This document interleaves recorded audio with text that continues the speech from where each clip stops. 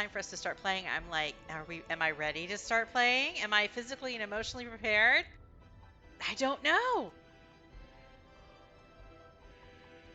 I am going to stop that music because that music isn't supposed to play. That's sounding awfully dramatic. It's not the vibe that's going on currently.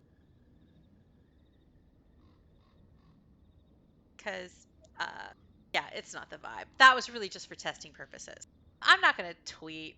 I'm just going to, let's start. If you guys are physically, if not emotionally prepared. I think we're good. Sure. Okay. Yeah. I think the only housekeeping that I had was a reminder that after last session, everybody should have an inspiration.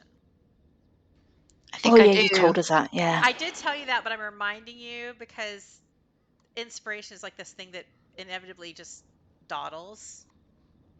And that's so that if we do a bad roll, we can use it to re-roll, yeah. Yeah, if you want to re-roll an attack or a save or a skill check, you can use that inspiration to roll again. Okay, and is that on our sheets anywhere? It's on the front page of your character sheet up at the top. There's like two Next little to your dots. name. Yes, got you. Okay. Just try to remember. And we'll continue to try to do the D&D 1 or 1 D&D. I feel like they flipped reverse that because people were saying D and done. Oh, great. That's funny. And now I feel like I've been seeing more branding that says 1 D&D this past week. I don't know. Maybe I thought they had a lot of money to figure out stuff like this. But yeah, we're gonna still try to respect that rule. So if you roll a natural 20, not only will I eat a moonshine cherry, but you can have another inspiration. And I think that's about it. Okay. So last session, I'm not going to do another long summary, but you did have your watch was interrupted, and the camp's rest was disturbed by some goblins, some cultists, and elementals, and there was combat for most of the session. But everybody survived except Belliphaun's tent. And then you looted the bodies, and you found a map marking the towns of Secomber, Uluvin, Side Lake, and Rochefair. You also found a letter that suggested the cults of elemental evil have persisted since they last troubled the north 5 years ago or so. Two cults in particular, the Black Earth and the Eternal Flame, seem to have joined forces in a, quote, venture of glass, unquote. And there's also a mention that a wizard has died in Secomber, making it a more attractive target for anybody seeking riches.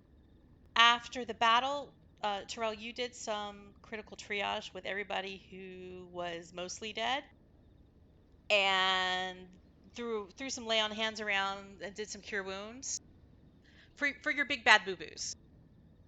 Okay. There were some big bad boo-boos, right? Yes. At the very end of the session, I mean, you blue screen. I did. And I did say that everybody would get a long rest before, you woke up the next morning and we proceeded. But given that we kind of left it off at, hey, everybody's kind of like huddled over this letter, learning about, cult tag teams and subterfuge and things, and is concerned, I feel kind of weird about immediately going into, and everybody slept. So you are going to get your long rest, but I want to hop back to that time period between, hey, oh, eek, cults, and the time when you actually do get to sleep. Plus, there was I think somebody asked a question during the month about, is Terry okay? Oh, yeah. And I told you he's okay, but, let's kind of revisit the camp settling down again. So you've read the letter, and people kind of start addressing themselves to the next thing they need to do. Other people who weren't with you, it was basically a huddle of you guys, Ragnar, Redtooth, Jomont, Shieldbriar, and Belliphauna Than. I don't think anybody else. I don't think you were talking with anybody else about like the letter and things going on. Do I have that right? Have I forgotten? I can't remember if we discussed what we thought the marking of the towns meant. Did we think that's where they were trying to target somewhere, or You didn't talk about that specifically. What you didn't interpret it. right? Yeah. I mean, I guess. And which towns did you say were marked again? Sorry. The two that were farther to the south that you haven't passed yet, Uluvin and Secomber, were marked through with an X. And Okay. then, in addition to those, Side Lake and Roosevelt were circled. I'm wondering, so weren't we on our way to Secomber, or we're going to be going past it? I cannot remember. You're I headed think to we were going Secomber. past it, weren't we? You have a mission, a little fetch quest. Mm-hmm. Yes. I think it was you, Yelena. You got a letter from the Let's see. Enclave. Inventory. Carried by Tony the Squirrel. Or Toby. Tony, the red squirrel. He brought you a letter saying that there was a statue of, That's right. of Angradar. Let's see, I've got it up. A new matter is ripened in your area. I would request that you and Stillthorn travel to Secomber and pick up a statue of Angarad we have commissioned from Elkhorn Emporium. It is paid in full. You will be expected. Angarad. Okay, yeah. Deliver the statue to the priestess of Maliki, Chandra Stoll, at the Shrine of Axis in Parnast with our gracious blessings. Right. So you have that fetch quest. You needed to Right. go to Secomber anyway. Mm-hmm. You did tell Belliphauna that, hey, we need to go to Secomber. But here's the thing. Conveniently, Secomber is on the way. Fortunately, which I think is why we decided we would do it. It's all coming back to me now. It's totally on the way. So where's Parnast at? That's the one thing. So we have to hit Parnast also. Yeah, and that's to the east. Yeah. The image in the background of Fantasy Grounds has a map. I see Secomber at the bottom. I'm trying to figure out how to scroll. So if you go east from Secomber, you should come to Parnast on the far side of the map. Ooh, way far away. Yeah, it's a bit like. Well, how big is this statue now? Wait a minute. That was also a conversation you guys had when you first got this letter. I don't think you have to carry it in your personal arms. Like, there are wagons in this caravan. We need one of those magic bag of carrying. Strap it to Kai's back and be like, attaboy. I mean, I'm going to crack up if it's some sort of 12-foot Oh God, David. Michelangelo's David. So yeah, Elkhorn Emporium, paid in full, you are expected, blah, blah, blah, take it to Parnast. Oh my God, I feel like I got distracted. What were we talking about? Yeah, you're going to Secomber.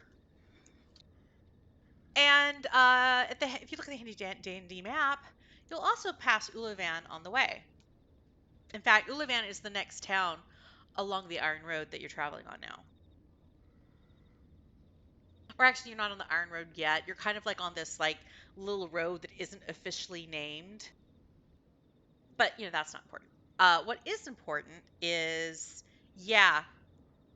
what are you guys thinking about this map that's marked off? Would suggest they've got some dodgy plans in place. I don't like the X's. Yeah. I mean, is that marking off what they've already done in them places? So they've done whatever they wanted to do, and the other places are where they need to. So Secomber and Uluvin have X's through them. We've been in Rouge there, so we would have noticed if there was outgoing. Well, you would hope we would have noticed if there was outgoing on. Rouge Fair and Uluvin. You You never can tell. No, X just suggests that like they've done it. So they had four places and wanted to do something, and two of them they've done it. So they've been checked off the list, sort of thing. That's how it reads to me, anyway. Yeah. All right. So is that pretty much your conclusion? All right, we'll be in Secomber. We'll walk around, see if I'm hoping like there's not massive parts. We would have heard if something really, really bad had gone down there, right? Mass casualty event. Well, it's not like there's cable news. Yeah, but would these guys have come through that way on the way to Rush there, obviously for this, for the fair, and now we're going back with them, so would they not have noticed someone going through? That is one thing. The people who you encountered last night at the camp, that was the first time you encountered those people. Now, the letter you had concluded looked like it had come from Russell, the Tabaxi. And you know the Tabaxi was at Honeyfest in Rouge Fair. Mm-hmm. But you hadn't spotted this priest person before. No, but the Tabaxi was the one giving out the pet rocks, wasn't they? Yeah, the Tabaxi was giving out pet rocks during Honeyfest. So is it all to do with that then? And there were people. Well, roll an insight check. Yeah. Preferably someone who's got a better insight than me. Oh, unless I roll 18, in which case it's fine. There you go. Ooh, a turn of fate for Terel's dice. I know. This will be my one good roll of the night. Well, Terel, you instantly conclude, well, the Tabaxi was giving these rocks out to all and sundry for free at the festival. There were people outside of Rouge Fair at the festival that had traveled for the festivities from all over the region. There were merchants, there were just general travelers having a little holiday, and people. The festival lasted for an entire 10 days, and people were coming and going. So there was ample time for people to get a rock at the festival as a free gift and travel home. Right. So maybe they're indicating places that they've used too. Yeah. So you like a hub. Your feeling is that the Tabaxi at the festival was like the distribution source, and the conduit was unsuspecting travelers, and they used that as the distribution method. And maybe now follow-up groups are activating these rocks to cause damage and destruction and havoc, as we've seen firsthand. and that might be what you intercepted. And with a 19, you're feeling hopeful that because you took out that group, that you might have spared Side Lake and Rouge Fair any trouble from their rocks. All right. You at least bought time until maybe the cult finds out what happened and sends someone else. So you guys have talked that out. You've talked out the whole tag team of cults. I've said that at least twice now. Obviously, I really like that metaphor. Like Saturday morning wrestling. Now, after the combat and talk of cults, Jomont seems out of sorts. He will not sit still. And even though there are a lot of people who are still sore and everybody's exhausted and people are starting to get ready for sleep, he seems to be distracting himself with a whole bunch of little micromanagement tasks. And he seeks a report about the southern camp from Sergeant Pulte, one of his mercenaries, the veteran of the group that's part of his entourage. And that's when you find out the deets about what happened in the southern part of camp. That they also contended with a couple goblins and a couple elementals, but the numbers had been much more in their favor. You hear talk that Noodles Fabian, the shepherd slash rancher of the livestock that was along on this whole caravan, he had taken care of any minor injuries on that side of camp with some sort of mystical meat product. Terry's fine. Not a scratch on him. Pulte reports that Terry had one of the pet rock elementals, but when it became active, Terry upturned a barrel of honey over it and bought the soldiers time to reach it and react before it could harm anyone. Wow, that's almost as useful as chucking it. Yeah. But that wastes honey. Yeah. Yeah. Terry also apparently backstabbed one of the goblins when it threatened his pigs. Hey. Sergeant Pulte is impressed with Terry. And you hear Jomont kind of grunt agreement, good show. And at this point, Jomont lowers his voice as he speaks to the sergeant and says stuff, more discreetly. Do you try to overhear? Yes. Always. Roll perception. Uh-oh. Oh my word. What? What is happening? Wow. My goodness. The only person who didn't roll high enough this time was Kai. Yeah. Maybe cricket was your superpower. Maybe. You hear Jomont quietly order the sergeant to move adequate soldiers to the north side of camp to take over the watch. And he also tells the sergeant to reimburse Terry for his lost barrel of honey, but be discreet about it. Okay. The sergeant's dismissed, and you think you then observe Jomont move among the travelers with the caravan, and he seems to talk to every one of them, including Ragnar. Again, you don't necessarily hear everything he says unless you actively try to listen. I am, because I don't trust him. Roll another perception. Anybody who's a nosy Nancy. Dan.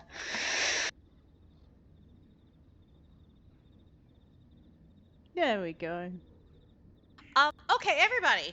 Now, given that this is multiple people, it's not just like one little canoodling with a sergeant in a huddle.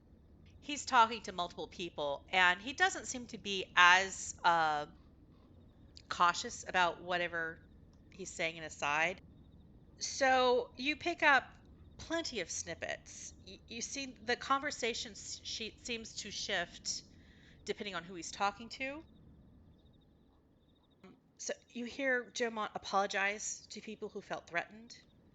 You hear him reassure people who are afraid. And you hear him express appreciation to people who took up arms. And he asks different people, if their belongings were damaged and if they need anything. Yelena and Kai, you also note that he seems to know a lot of these people's names, even the travelers who aren't part of the formal caravan, people who are just along for a brief stretch of the ride. And he seems to have awareness of, what their destination is, what their purpose is. Okay. What are the three of you doing at this point, other than eavesdropping? I mean, I guess I'd still be sort of trying to keep an eye out in case the goblins decided they wanted to double back. Do I think they would? Maybe. But other than that, just going around seeing if anyone else needs any help. And we checked on Sprinkles, make sure she's all right. Yeah, I'll just walk around the perimeter, see if I see anything. Sprinkles is at the rocks and she's eating a goblin. Ooh! Om nom nom nom nom nom nom. Ugh. Two generic soldiers out of Jomont's entourage and the tiefling scout named Quiver arrive from the southern circle of camp. And you hear Jomont order them to take over the watch on the north side where Terel's kind of, still doing stuff. And you're kind of walking the perimeter, so you're not like completely there, Yelena. And I think, I didn't wait to hear what Kai's doing. Kai was watching Sprinkles eat a dead goblin, apparently. How do you feel about that? A bit queasy. Are you just sitting? Are you actually doing watch stuff, or are you just sitting there staring at I'm the just- owlbear eating a goblin? Sitting staring at the owlbear eating a goblin. Trying to keep my dinner down. Creepily mesmerized and grossed out. Yeah. Well, these three soldiers get there and they're immediately grossed out too, and they shoo at Sprinkles. They're like, "Stop that! It's not that. Hey, ugh." Well, are they going to eat it? No, they actually start moving the bodies away from camp. I mean, it's free food for the owlbear. So, they're Creepy. let's not leave this here because get it out of sight where it won't maybe alarm people in the morning, and we won't maybe smell it, and predators or something who are interested in dead animals won't come as close to camp. But, well, if we'd have just let Sprinkles eat it, there'd be nothing left. She would have gotten rid of it. So are you solved. Are you debating about this? Yeah. Let the owlbear eat the. Do a eat the goblin. persuasion check. How long does it take an owlbear to eat a goblin? He's gotten Kinda big. like one goblin. He's like nomming on like sort of like the entrails and stuff. So it's like somewhat gutted, but those limbs and the skull, they're gonna be there a while. Oh, right. Okay. Maybe we should let them take it away then. Yeah. Maybe just say, Sprinkles chop is off a leg and lovely. let her have it.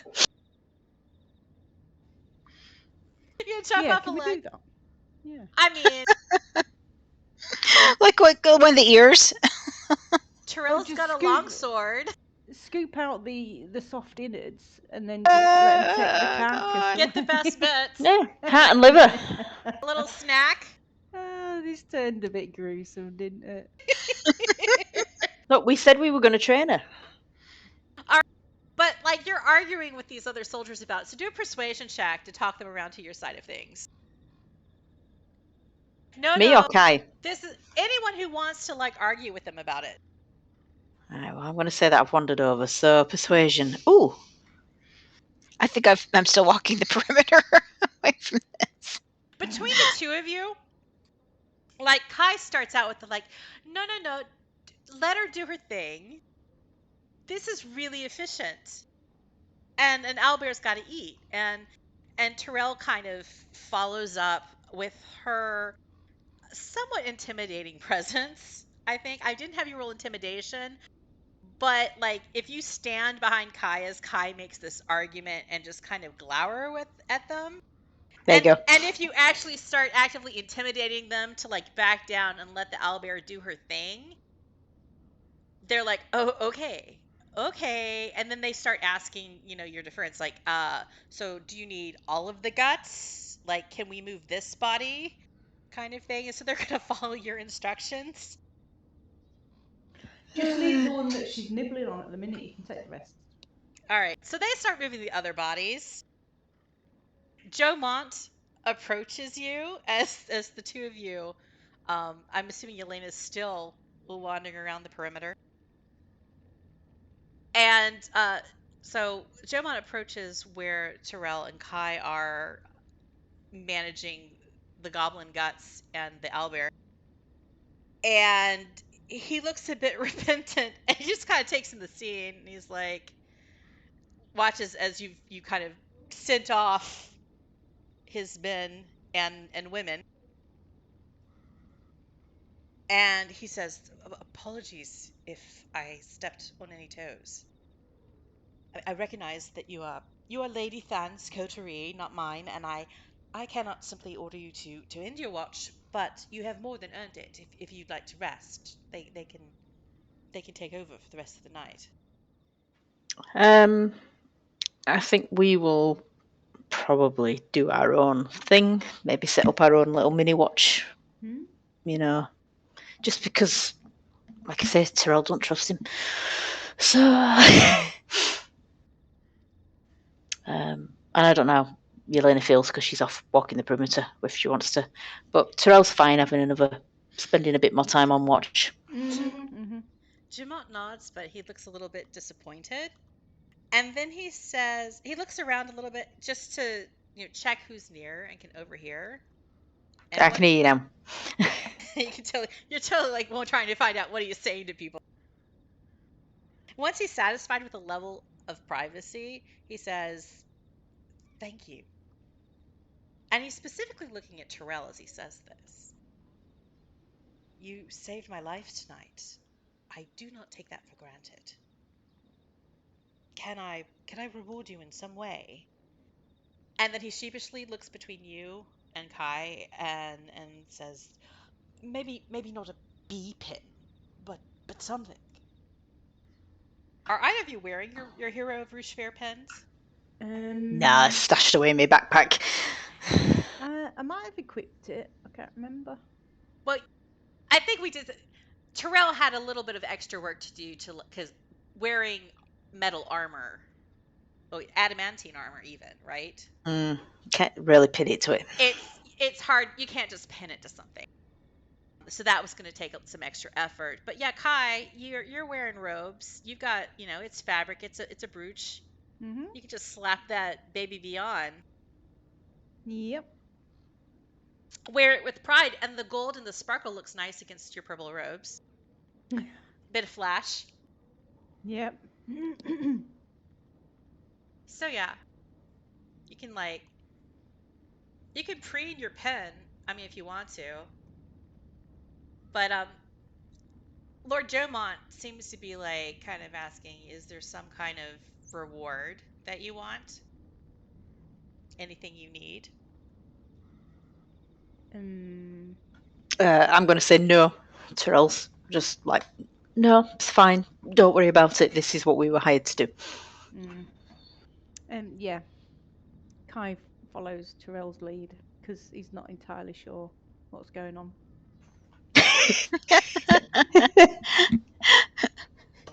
Jomont says, you have my respect for what it's worth. And he offers his gauntleted left hand to shake each of yours. Well, that's awkward, isn't it? So I will shake the hand. He's very enthusiastic, or firm handshake about it. And he makes a comment about excellent recruitment on Belliphona's part. Have you here? He seems to realize something. He looks around the camp again, and he's like, "Where has the lady got to this time?" And he's a little bit bemused by this. He's like, "She never seems to be underfoot. Where's Lady Belliphauna?" I suspect she's probably checking on her people. Do we know where she is? Just quickly as an aside to Kai. I can't remember if she said she was off to check on a wyvern or not. Yes, I remember that yes, part. she was. Yeah, she went somewhere to check. By the way, am I back around? Did I make a full circle? Yeah, sure. You made a full circle. Caught up Okay. with people. You're seeing. Yeah, you get back around the circle while Jomont is shaking hands, and since you appear, he's shaking your hand too, and you're like, I have no idea why he's shaking. Okay then. Yep. Sure. You want to? Sure. Shake. Okay. And then you hear this comment about where is Lady Belliphauna? You can look around, do a perception check, see if you can see where she is. It's not going to be a very hard one. Oh, she's like, what? She's just over there.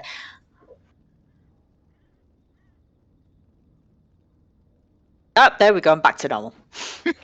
Well, Yelena totally spots it, and Jomont spots it too. It seems Belliphauna has crawled under the canvas of her ruined tent a while back, and she's just like this amoeba-like lump moving around as she digs through her belongings. And Jomont sees this movement, and he excuses himself from you, and he immediately goes over there and starts to obsess over Bellifauna's fallen tent. And as he moves, you see he's kind of limping. And he attempts to kind of repair, but he's only really he's favoring his left hand. And it's a pretty pitiful sight. Because as he was talking to you and the other people in the camp, you kind of got this perception that he was being very subtle and deliberate with his movements, moving a bit regimentally, keeping his posture forcibly straight. Still, Terel, you just brought Jomont back from the brink of death, like back from mostly dead. And he's been kind of stiff upper lipping it, but Jomont's almost as wrecked as Belliphona's tent. All right, then He has more than, I mean, he doesn't have a buttload of hit points like Terel does, but he has definitely suffered more damages compared to ye average traveler on the road. Okay, I'm gonna march up to Lord Jomont and what's is it his sergeant, his chief guard? What did you call him? Sorry. Palty's still at South Camp. The three people who are at the north is just like just two grunt soldiers and Quiver the scout, and they're Right, so no real.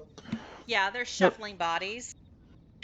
Okay, then I'm just gonna walk up to him and say, I did not heal you for you to stagger around and ruin all that work. You need to rest. There are soldiers here who can guard. There are people here who can sort out Lady Bellifauna's tent. You do not need to do everything. He's a bit like kind of disoriented. You see, like there's where he got knocked in the head, it started bleeding a little bit, weeping blood again. And yeah, his right arm is definitely just dangling at his side. And as you start, kind of lecturing him, he's trying to hold up part of the tent frame to like raise the canvas off of where Belliphauna is digging around, or the lump that might be Belliphauna is digging around. And he's probably using it as a crutch as much as helping hold it up.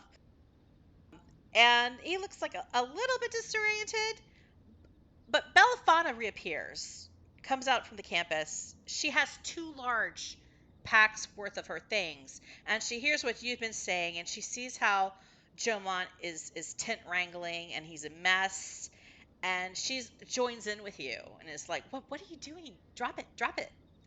Like he's a puppy with a shoe that it shouldn't be chewing. And she's like, stop it. And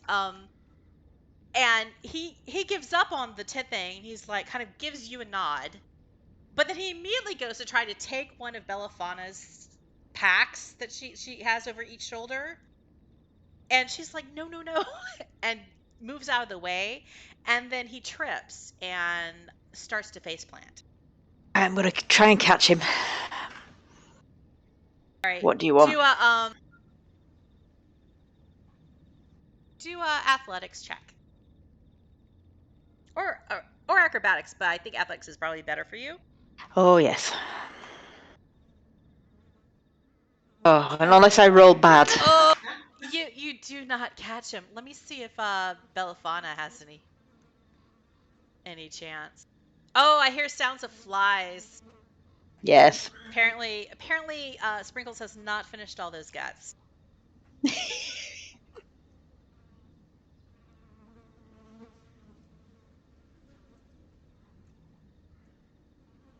Sorry, I'm taking so long.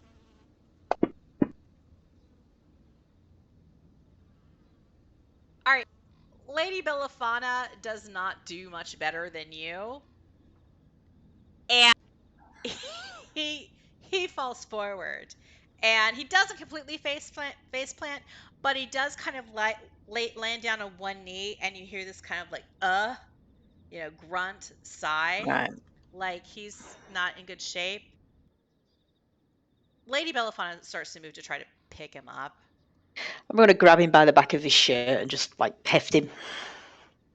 And she's like, let's move him over to the fire. Sit him down. Yeah, if you could just try and keep him still so he falls asleep and we can hopefully get him back into some kind of shape. I'll just help him over to the fire. Lady B, she's kind of like she kind of studies the situation, and she seems to be thinking, and she's like, she kind of mouths to you, I kind of have a plan. I have a plan, sort of. Just go along with it. Okay. I just sort of nod. Lord Jomont, you got him seated. He's in a world of hurt, but he doubles down and he's attempting more gallantry. He's like, Lady, your tent is unavailable. I will sleep out here by the campfire. You can take my tent tonight. I'll be fine. And she's like, oh God, no. Oh God, no, that's not good. That's not good. I don't need a tent. I'm fine outdoors. I like scrounging. Can we get this tent back up? Do any of you have any repair skills? What have I got?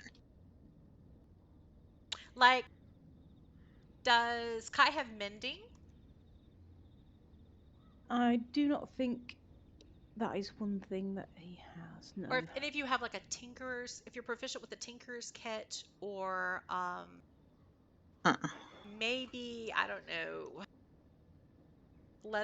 leatherworking or woodworking, maybe.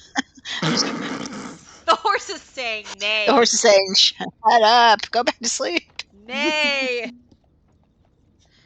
Nay, you cannot repair this tent. No, but I've got a background in my parents raised me at the high forest, so I would imagine I've got some sort of nature. Well, no, but I haven't actually got the skills for it. I'm making that up. So, well, here's the thing: you could probably repair the tent given a day of work. It could be repaired. We're still nighttime. Everybody wants to go back to sleep. Doing it like in the next half hour is probably beyond your skills. So Lady Belliphauna is putting him off about the whole. Oh, no, I'm totally fine. I can sleep on the ground. I like sleeping on the ground. And then she's like, "Oh, is that supposed to be oozing?" And she pulls out a handkerchief from her pocket. She starts blotting on the blood dripping on his head. And he's like, I'm fine. Sitting is as good as a rest. I don't need the tent either, Lady Belliphauna, I insist. So Sprinkles finishes her snacking on the entrails. She comes ambling up with her tongue just hanging out, and she licks Jomont's bloody head. And you can't quite tell. You can't quite tell if she's being affectionate or she's just just tasting him out. Yeah, like is this a potential treat? Jomont's a little bit. He's too out of it to care. But Sprinkles. Say Sprinkles, no. She just kind of shakes her tail feathers, and then she plops down in snuggle position behind him, like with her head is close to him, just in case he pops off. But but her rump is kind of like extended beyond him, so it's perfectly aligned near the campfire. So like the next two people who sit beside where Jomont is, they will also have owlbear snuggling. And Belliphauna sees this. She's like, and she gives a little thumbs up to Sprinkles. She's like, good plan, good work. Not the head licking part, but the whole propping him up, keeping him from tipping over part with your owlbearness. Thumbs up to that. And at this point, Noodles Fabian wanders up from the southern circle of camp. And he has a chicken in the crook of one arm, and he spots the goat that has been wandering carefree around this camp since like the whole night during the combat. Whatever, that goat just kept doing goat stuff. And he spots it, and he's like, "Golly, Cornelius, I thought you were lost. Get back to your mama now. Get." And the goat baws. and scampers purposely south. And then Noodles looks at all of you and he's like, would anybody like some chicken wings? They're good for you. And the hen he's holding kind of clucks nervously. he just kind of checks. He's like, no, don't worry about it. It's mystical. It's mystical. And Belliphauna latches onto this idea. She's like, oh, ooh, yeah, chicken wings and a cup of tea. That's gonna be a wind down, perfect wind down, civilized way to put an end to all this excitement. Well, will you join me, Lord Jomont? What, anybody else? Anybody want a cup of tea? Chicken wing? Chicken wings for sure. Yep. And I suspect getting some food into Lord Jomont would help.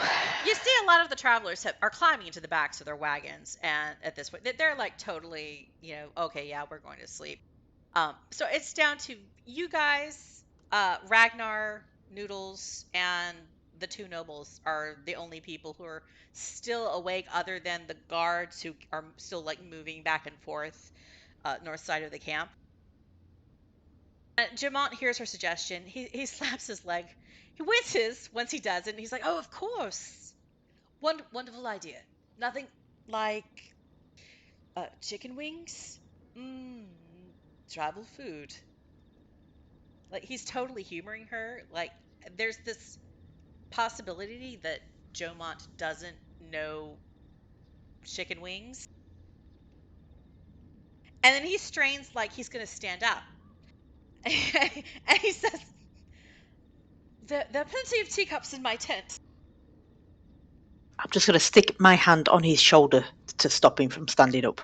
Belliphauna is like, oh, of course you brought fine china on a caravan. Okay,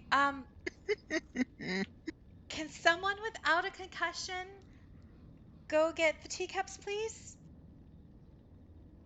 Anybody? I'll go.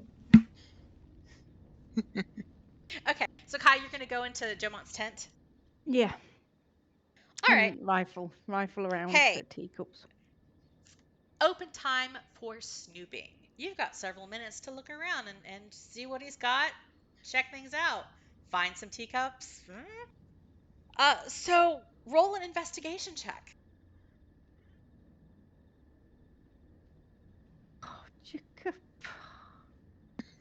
You do have an inspiration. Oh, inspiration. Yes, go on then. I'll use the inspiration.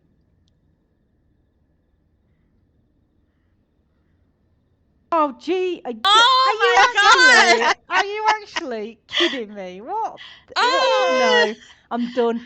I can't find the teacups. Can't even find the teacups. Lord Jomont's tent falls down. So Kai, you're like in there scrambling for a minute. Like, you're having problems even getting. He has a trunk, and you're like, oof. You're trying to figure out the latch on it. Like, again, the horse is like, nay, this isn't working, nay.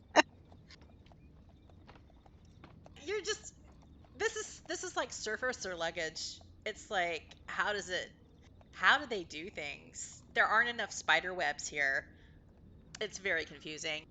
And so you struggle for a couple minutes. You can call someone for assistance. Terel. I think you'd be better off calling for Yelena. Yelena. All right, I'll come over.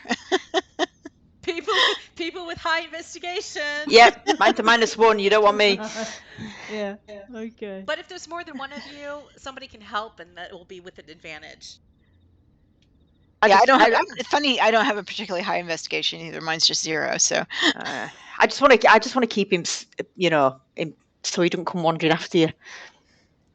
So am I in the tent now? Yeah. All right, I will take a look around. So you're in the tent, you're rifling stuff, and Kai's just standing there, like, pointing, like, look there. Look there. All right, natural 20. Pew, pew, pew. Yeah, I mean, if I had one off the top of my head, I would say you find a lost artifact of an ancient elven realm, but no. But you do find a lot of stuff, and I need to find the spoon to get my moonshine cherry out. I was about to see That's where I hit it. Let me roll my investigation check. So Kai's been, like, oh, this is so hard. I can't find anything. Yelena, you walk in the tent and you're like, they're sitting there out in the open on a table, like right there, Kai. What are God, what are thanks. you like? Kai's just shrugs. Yeah, I just, it's been a long night. I'm still distraught. I just gently. How many are we bringing? Just enough for everybody. Oh, there's at least a dozen of fine china teacups there.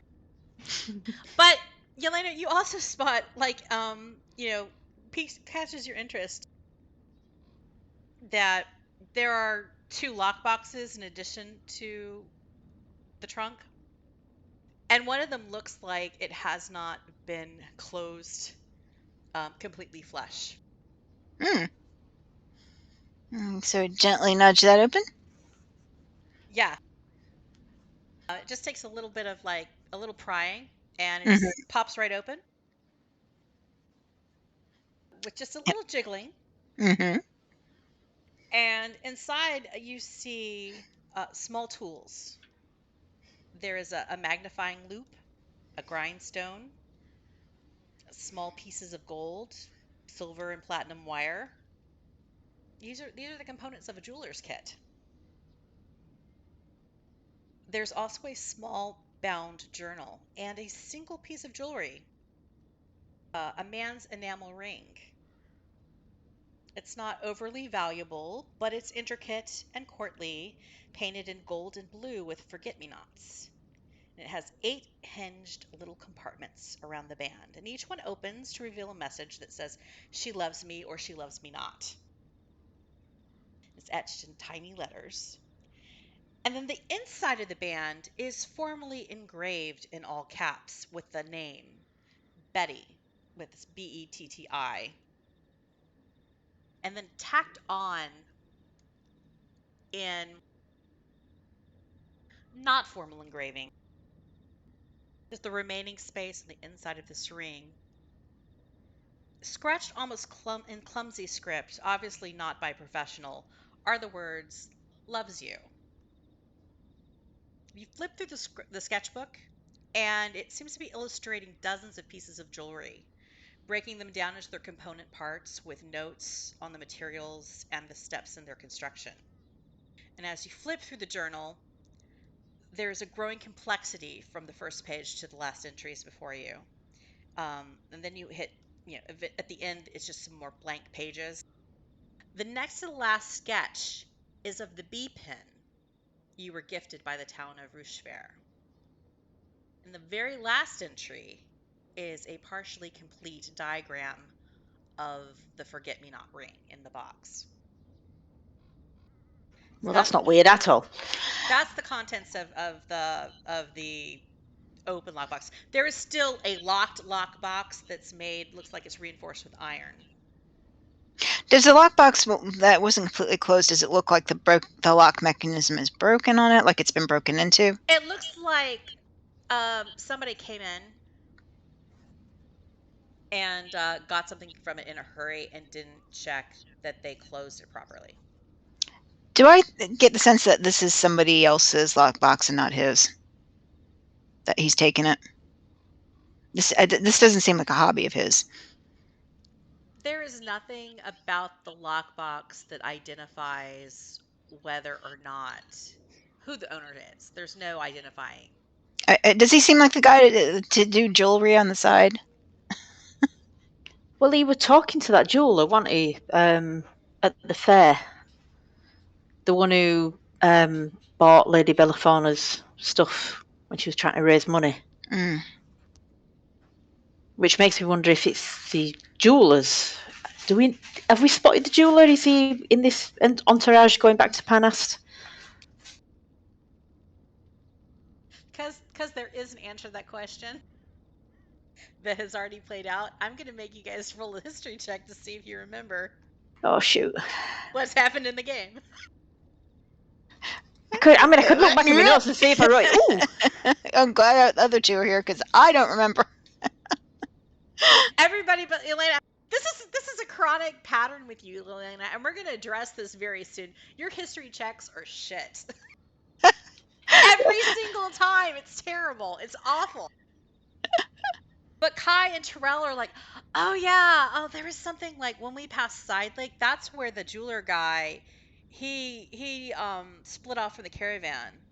Like Side Lake was his home, and I think it was Yelena who said something at the time, and Of course it would be. and maybe Kai. I think it was Yelena and Kai who noticed that the wind blew up as he was departing from the caravan, showed what was in his cart, and his cart was empty. Like he no longer had any of his jewelry wares. Oh, now I remember. He didn't Yeah. have any of that stuff that he bought off of Belliphauna. Yeah, for a guy who had a pretty large inventory during Honeyfest, you noted that it was kind of odd that he didn't have anything in his cart when he left the caravan. I mean, you're right, though. It seems odd that Jomont would be tinkering with jewellery on the side. Right. At this point, you hear Lady Belliphauna call, "Water's hot! Where are those teacups?" Oh, well, I grabbed 6 and I give 6 to Kai, and we just walk out. I make sure that the box is closed pretty much like it was. Okay. Leave no trace that somebody's been fiddling with anything. Right, try to do that anyway. Except for what they were authorized to fiddle with. Do I have any insight on this Jomont guy in terms of? I mean, he seems like a himbo.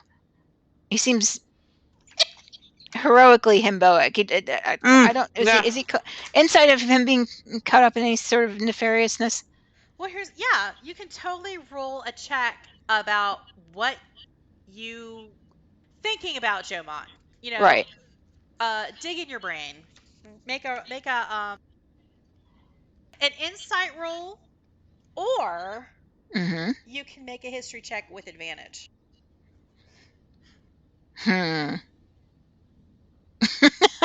So I get plus 2 to insight, but nothing to history. But then I would have advantage. You've really put me in a. I guess I should do history. Let's test this theory out. I mean, Kai had his inspiration roll and it was still just a shit. So this is true. We'll do history with advantage just to see. You are wandering back thoughtfully to the campfire, while you and there Kai, we go. That's better. While you and Kai were in the tent, Terel is just watching Jomont, kind of absently chewing on a chicken wing. And you're eating a chicken wing of your own, Terel, and that's when you realize these are mystical chicken wings. What does that mean? They have healing properties. Ooh.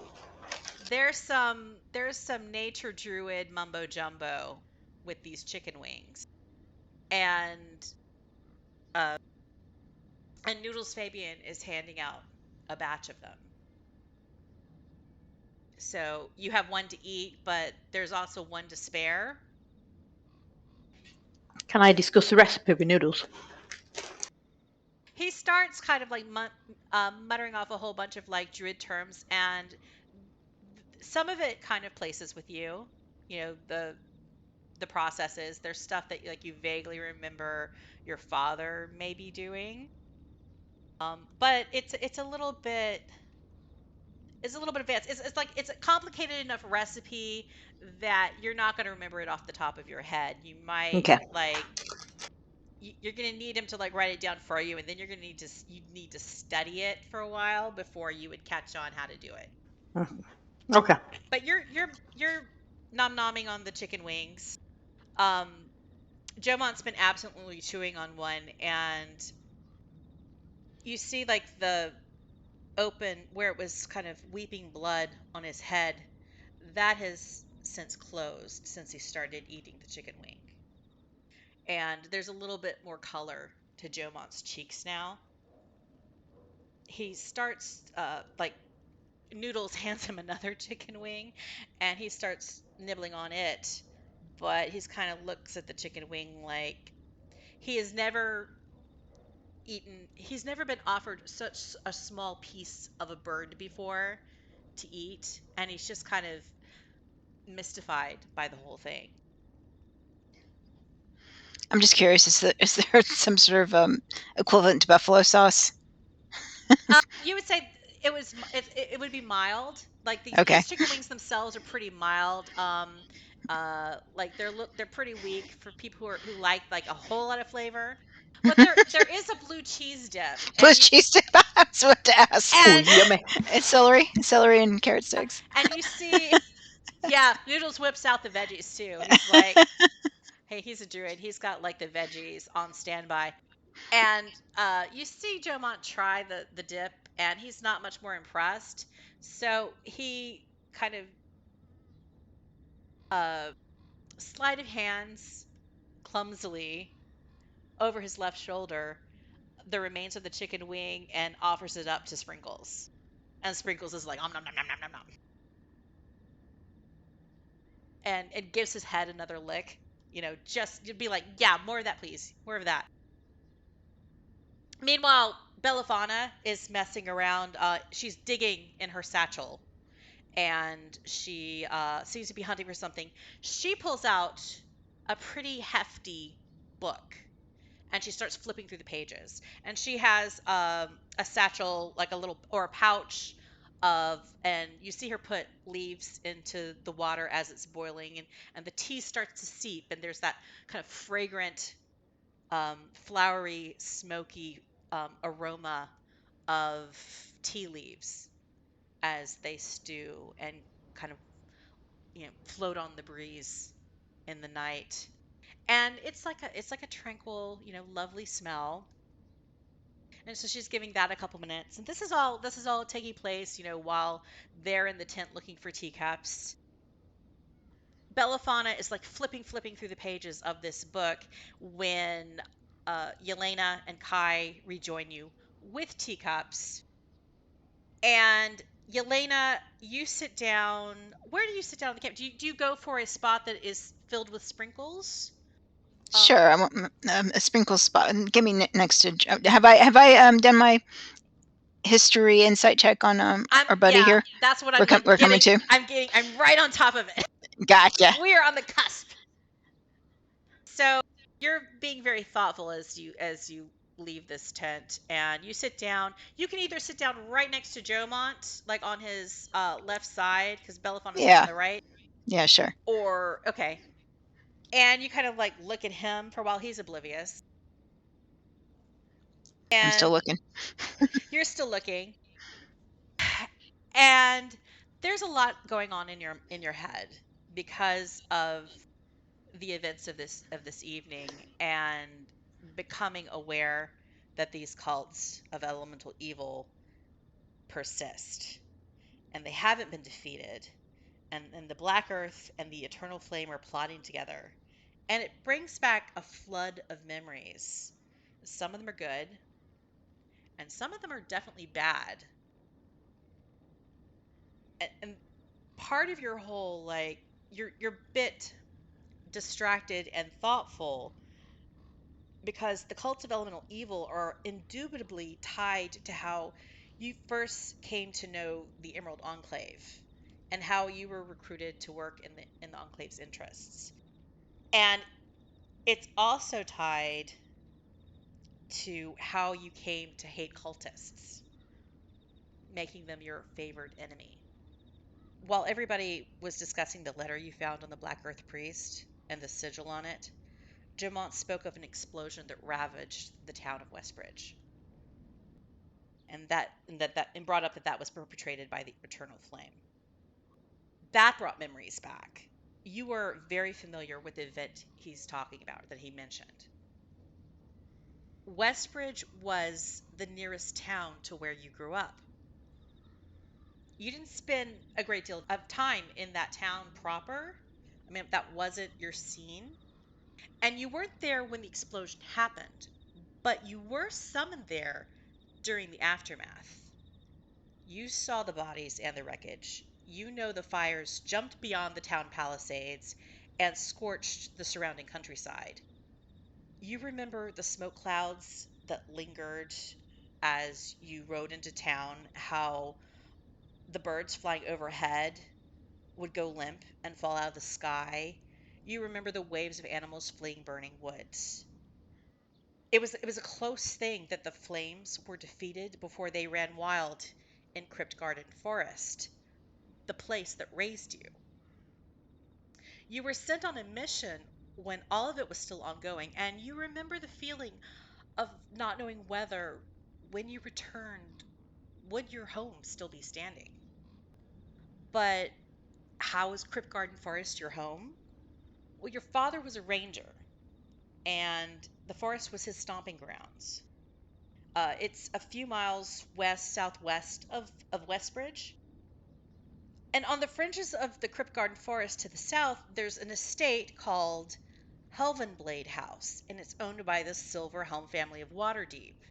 This is the family that Jomont mentioned he was a squire to. The family's main trade is in the guardianship of young nobles like Lord Jomont Shieldbriar and the training of soldiers and warriors. And they largely operate out of Waterdeep, but they'd frequently come to their estate in your neck of the woods, rarely more than a 10-day at a time, and they'd bring along whatever the current crop of future men-at-arms they had under their wing. And there would be instruction and training when they were in residence. Your father and you, as you grew old enough to distinguish yourself, sometimes you would have a job for a day to give instruction at the archery range, usually right before there was a hunting party to take place. Helvenblade House had a highly curated hunting grounds on the fringes of the Crypt Garden Forest. And your father's job mainly was to be warden to these lands. He was intimately familiar with the boundaries of the hunting grounds and the numbers of the beast populations and their passage with the seasons. It was his responsibility to navigate when fey or monstrous threats wandered in from the dangerous depths of that forest proper, so that like the Silverhelm's charges and all their little pupils weren't like mauled or ensorcelled beyond the reasonable expectations of their families. Likewise, he's the one who was sent to retrieve bodies when or people when somebody roamed where they weren't supposed to, and that is how he met your mother, journeyed to the Feywild, and that's how you became to be a child of both like the Seelie Court and the Crypt Garden Forest. So like in the early days when the machinations of the cults of elemental evil were first rumored and pieces of them put together several years ago, you were hired by a family locally who had a homestead outside of Westbridge that had two teenage children who'd gone missing. And the suspicion at the time was that they had wandered too far into the forest and that the Fae might have them, and that's why they came to you. The trail didn't lead you to the woods, though. Tracking the missing kids took you in the opposite direction, like 50 miles away to the Somber Hills, farther afield than you'd ever been at that point. And following that trail, you kept encountering a group of adventurers. They were named the Moonlight Men, even though like only one of them identified as a man. It was like some kind of, I don't know, traditional thing. Now, those adventurers were like a little bit more powerful than you, more experienced, but they they didn't have like the directional sense to get out of a paper bag. So this kind of synergy, as you kept running into them, arose, and you kind of maybe gave up a little and was like, okay, I will help you find your way out here as I go looking for these kids that I need to find. And you sort of became their official guide, though maybe not part of their group. And eventually, it turned out that your destination was the same place. And you found this riverside outpost where the children were being held against their will and put into servitude. And these Moonlight Men that you joined forces with, they cleared out the place, raised it of cultists, and killed the outpost leaders. And over this experience, you kind of learned what it was like to be an adventurer and to have friends who, and people you could rely on that weren't necessarily family. When Westgate exploded, uh, the Moonlight Men and you were tasked bring those responsible to justice. And so you were kind of like sent off after a brief time in Westbridge when everything was burning to lead them and follow the trail of the people who had perpetrated it and track them down. So you might not have been one of the Moonlight Men, but you were certainly kind of like associated with them. It comes back to you that you think you remember Jomont Shieldbriar. You think you remember his time as a squire, serving the Silmarhelms and training, coming to Helven Blade House on a few trips. Around this time, sometime before the explosion happened, yeah, you can kind of place it around that time zone or that time span. And you could kind of you think you remember him compared to the constant traffic of young lords and aspiring soldiers who were just kind of, you know, assembly lined through the Silmarhelm process. And you do remember him. And what stands out in your memory from his training is compared to the other trainees, the other squires, he was a little bit more competent with a bow and arrow than his peers. And so that kind of like stuck in your memory a little bit. And you remember people talking about it. And there was some mention that it's probably because he has family ties to the Chasms. That's hard to say. It's like Tchazzam. That's a Waterdavian noble family. Their business is in training archers and selling archery related products. So that kind of stuck with you about this guy. What was the family's name again? Tchazzam. Tchazzams. That's the plural. Is Tchazzam is the formal name? Rolls off the tongue. It just totally rolls off the tongue. And while like you can make your own bow, you can make your own arrows. That's fine. But you are like familiar with their gear. You know, you have brand awareness. So when someone said that like he's related to the Chasms, you're like, okay, well, yes, that does make sense. That maybe he is okay with ranged weapons. The other thing you remember is when the explosion happened in Westbridge, there was a call for people to help the local fire brigade because they were overwhelmed. It was chaotic, and the scale of the disaster and the rescue efforts were profound. And there was not nearly enough clerics or fire resistance potions to go around. So only a few people stepped forward to battle the fires and fight them back that, you know, hadn't already committed to doing so. And you recall with your 17 history check that brief time that you were in Westbridge, you do remember that Jomont Shieldbriar was one of the people fighting those fires. But that's about everything. A long, convoluted amount of what. Or he's actually somewhat competent. is my takeaway. So he's not completely bumbling. In very specific ways. Gotcha. Now, in terms of jewelry craft, you don't know anything one way or another. It's not something that you would expect per se. Because the things that you do know is that, yeah, you vaguely remember that checks that he did squire with his family. He was okay with longbow. he did fight these fires and probably helped prevent the crypt garden from going up in flames. So that's cool. So from nobility, seems to be good. Not likely to be a thief. Yeah, you're not tracking thievery right off the bat. And that kind of brings me to a couple questions about Yelena. One is the crypt garden and your past relations are somewhat tied to this Silmarhelf family and their hunting lodge. Being in your neck of the woods, being part of your father's occupation.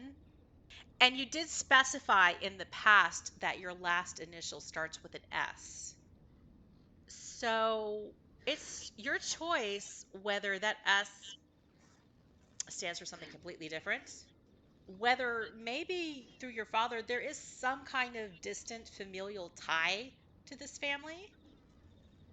Like you're not the heir of a noble family, the Silverhelms, but maybe like you're like some younger son of some younger son, cousin, twice removed kind of thing on your father's side. And that's why, you're even in that area or why your father even works that land. Or it could just be that your father works that land and the the initial is just to signify his relationship with the Silmarhel's lands. So that's your choice. The other thing is you had a relationship with this group of adventurers, the Moonlight Men. And they're the ones who eventually like stormed an earth temple, stormed a fire temple, faced the prince of the plane of earth and elemental evil Ogremok, and not necessarily all of them survived. So I'll have you roll a d4 to see just how many of them survived that battle. Okay. So 3 of them survived. One of them perished, though, in that battle, which is part of your cult hatred, because that is a friend that was lost. But that also means that there are 3 people that remain in the world who are potential connections, resources, or ties for you. And I'll probably not cover that now, so we can like move on to other stuff. And I'll just send you like blurbs about the 3 people who survived later. Cool. But roll another d4 and we will find out who perished.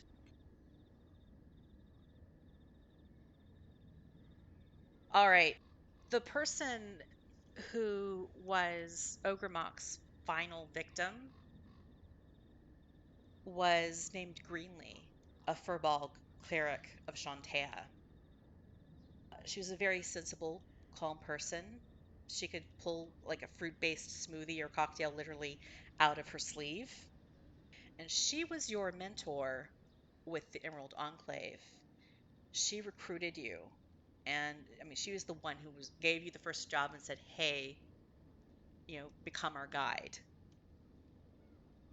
And she was the one who was lost. So that's all the stuff that you have on your mind right now as you're sitting by this campfire, maybe nibbling on a chicken wing, drinking Look at that, nibbling on a chicken wing, just still staring at Jomont.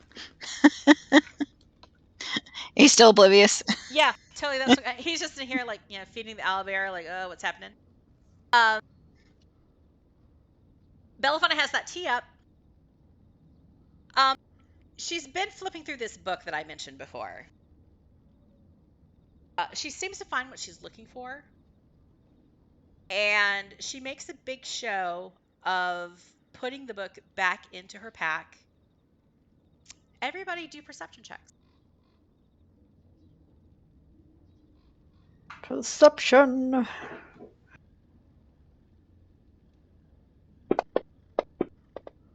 What on earth? Yelena, Zero perception. I love it. Such means they just lulled us into a sleepy mood. Yelena, again, saving the day where perception's Barely. concerned. Oh my god. I live in the here and now, apparently. So ridiculous. I want to give Kai and Terrell something to do now, but I'm just gonna doze. the rolling sucks so hard. Yep. Yelena, even though you're like totally occupied with all of this backstory thought, all of this history, all of this staring at Jomont, you notice two things. One, the book that the Belliphauna is looking through, it seems to be some kind of scrapbook. Mm-hmm. Yeah. The pages are like rough paper and it's homemade, like homemade stuff from the pulp of a tree, like that artisanal recycled paper. It's like bound with an amalgamation of twine. And you read the title on the cover, it says Reflections of the Land, and it has a name, Ray Goldenrod. And like this title and stuff on the cover, the text is weathered and old. And you see like the pages, they're covered with lots of etchings of plants and animals and geological formations, and there's like little dried bits of different flowers and herbs and whatnot in the pages, and there's a lot of script. Cool. Like some pages are a landscape of intertwined drawings, and others are covered with tiny dense writing. And then others have large symbols of mysterious script. So, Yelena, roll an insight check.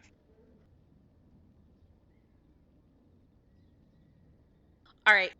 You may not actually be able to read the script and totally make sense of it, but because you're a ranger, you understand that this looks like it's nature magic. These are druidic rituals in this book, as well as all the other like plant samples and herbs and whatnot.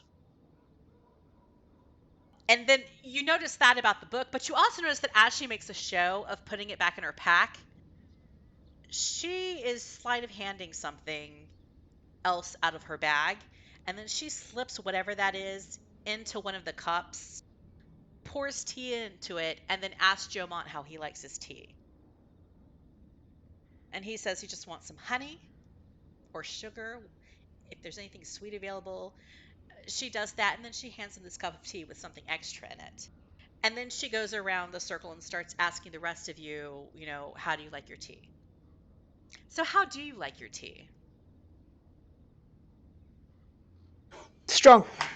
Black. With honey. So Yelena, you get it with honey, without the extra whatnot that she has in her Yeah, bag. I guess I'm just gonna keep my, because I mean she seems trustworthy. I guess. And He's not a bad guy, so I have no idea what's going on here. Maybe this is something to help him. I don't know. Maybe it's to knock him out and to make him leave her alone. yeah, and you, Kai and Terrell, you just get it straight. Yeah. And everybody's like has their tea, they're sipping on it. You're just kind of, Yelena, you're just kind of like watching. Let's see what happens. Yeah, I don't think she's gonna poison him, kill him. One thing I will say is at this point, everybody can take a mystical chicken wing item. If I can remember where I put the parcel, for your future enjoyment. There we go. Noodles chicken wings, mild. I will add that to your party sheet inventory. Cool.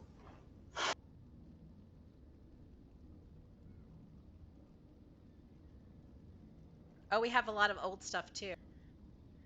I'm gonna you can drag those things like the gems, the little baby gems you looted off of the dude, and the letter to the cleric. Oh, the stone statue you buried. You did bury that, right? We buried it, yes. Okay, so let me take that off the list. Somebody's grabbed a chicken wing. Kai has one. Mm-hmm. So yeah, you have those as a future healing item in your inventory. It's the equivalent of a potion of healing. And I think there is a Chicken note wing. there that the spicier the chicken wing, the more powerful it is. Mm. But there is a little bit of a trade-off with spicier chicken wings. What? Give you gas? No, you kind of have to make a save against the heat. Oh, right. Okay. So you're grabbing your chicken wings, you're drinking your tea. Belliphauna settles by the fire. And Jomont picks up again. He's feeling better because he's had like 1.5 chicken wings. And he picks up that whole argument again about like, hey, Belliphauna should take his tent. That is like the absolutely best plan. She's kind of ignoring him. She brushes him aside. She's like, we can figure that out after you drink your tea. Oh yeah, she slipped him a roofie, so he'll leave her alone. I'll let things unfold. Yeah. Let's just relax for a minute. It's great. Nobody's dying right now. It's awesome. So Jomont goes back to drinking his tea, but he's making polite conversation because that's what people do apparently. And he asks Kai. He's like, Kai, where did you study magic? Did you study at one of the schools in the Silvery Moon or Waterdeep or farther afield? Further afield, yeah, definitely. Anyway, interesting? I mean, well, I probably don't know what's interesting when magic is concerned. But what was it like? What was it like studying magic? Oh, it was interesting, very interesting. Thank you. Yeah. Did you have a particular field of interest? Again, I don't really know. I wouldn't know one thing from another. But what is your preferred school of magic? Is that what they call it? Terel leans over and goes, he makes things go boom. He wishes he makes things go boom. Yeah. I don't know. Do I have a particular interest? Oh God. Well, you are a school of evocation. Ah, evocation, right? She's just trying to remember what the hell that covers. Things that go boom. Things that go boom. I like to make things go boom. Told you. Yeah. And given Jomont's past that we know of, his eyes kind of widen a little bit, and he's like, okay, makes things go boom. Do not anger the wizard. Yes, don't piss me off. Jomont then asks Ragnar if he has any family. Ragnar's been drinking tea too. He was very insistent, like he wanted goat milk with his tea, and he insisted that the goat milk go in first. Like that is the only way to drink it. Oh no. And then he also seemed to like grab a flask off of his belt and put a little something extra in there too. Oh yes. So that was like a specific way. But he's been drinking his tea. Pinky out though. Like, can I ask, have I got anything in my healer's kit that would potentially put Lord Jomont to sleep? no, that's more like a herbalist or alchemy potential product. Where's Kai in relation to me? Than straight medicine. I don't know, where is Kai sitting in relation to you? Where are you sitting in relation to everybody? I don't know, because Sprinkles is there, and like Yelena Belliphauna and Yelena are on either side of Jomont. Right, so there's still one seat beside Yelena that is Sprinkle adjacent for snuggling. And then Ragnar is not Sprinkles adjacent. Kai was here, and then Lord Jomont started making inane conversation, so Kai has now moved to the other side of the fire. Okay. You're like All more right. like adjacent to like Ragnar and his goat milk drinking and whiskey. Yeah. Yeah, I'm down with the whiskey. Yeah. Yeah. All right. Then in that case, I'm going to lean over to Kai and say, "Have you got anything that will make him go to sleep? I've got some alchemist supplies. Have you got anything in there that will make him go to sleep?" I don't know. Could Has try Kai got medicine. anything there? Not in the next 10 minutes. Damn. Damn. Oh, yeah, over Insect a repellent. long rest, yes, but not in the next 10 minutes or whatever. All right. So Remind me to pick up some drugs when we're Jomont- next in town. Jomont's pushing like the polite conversation with Ragnar, asking about his family. You do hear Ragnar mention he has a daughter about Belliphauna''s age who's back in Parnast running his tavern or their tavern. And as this conversation persists, Jomont's words start to slur. And that exchange with Ragnar comes to a close. He starts looking at the rest of the party for his last conversational hurrah. I mean, he hasn't been rushing, but he's been steadily drinking this tea, so he can like continue with the tent situation. Hmm. And he's just getting ready. He's just like, getting ready to start, another sentence, and he's like, This may sound odd, but I feel. And he promptly slumps unconscious. Fantastic. Fortunately, like Like- Sprinkles is still behind him on guard in case he's like getting rid of more chicken wings or like, he's edible. And he doesn't fall over. He just kind of slumps onto the bolster that is Sprinkles. And his head just kind of lolls back onto her furry feathers. And Belliphauna hops up and claps her hands together excitedly. And she's like, "It worked! Oh yeah! Help me get him to his tent." Wow, she She- was like she 5 totally- steps ahead of us. Yeah. She totally drugged him. All right, I'm gonna walk over and hoist him over my shoulder. I like her. Yes, she's definitely on the ball. Yes. Druggery. She's my friend. Exactly. I don't remember. Do we even have our? I don't even know what my alignment is. She has roofies. Chaos. Chaos, no doubt. She has roofies. I like her. So do you all help her get Belliphauna into the tent or what? Jomont. Well, Kai's a bit I mean, yeah. scrawny, so Yeah. he maybe watches. Like kind of lurking.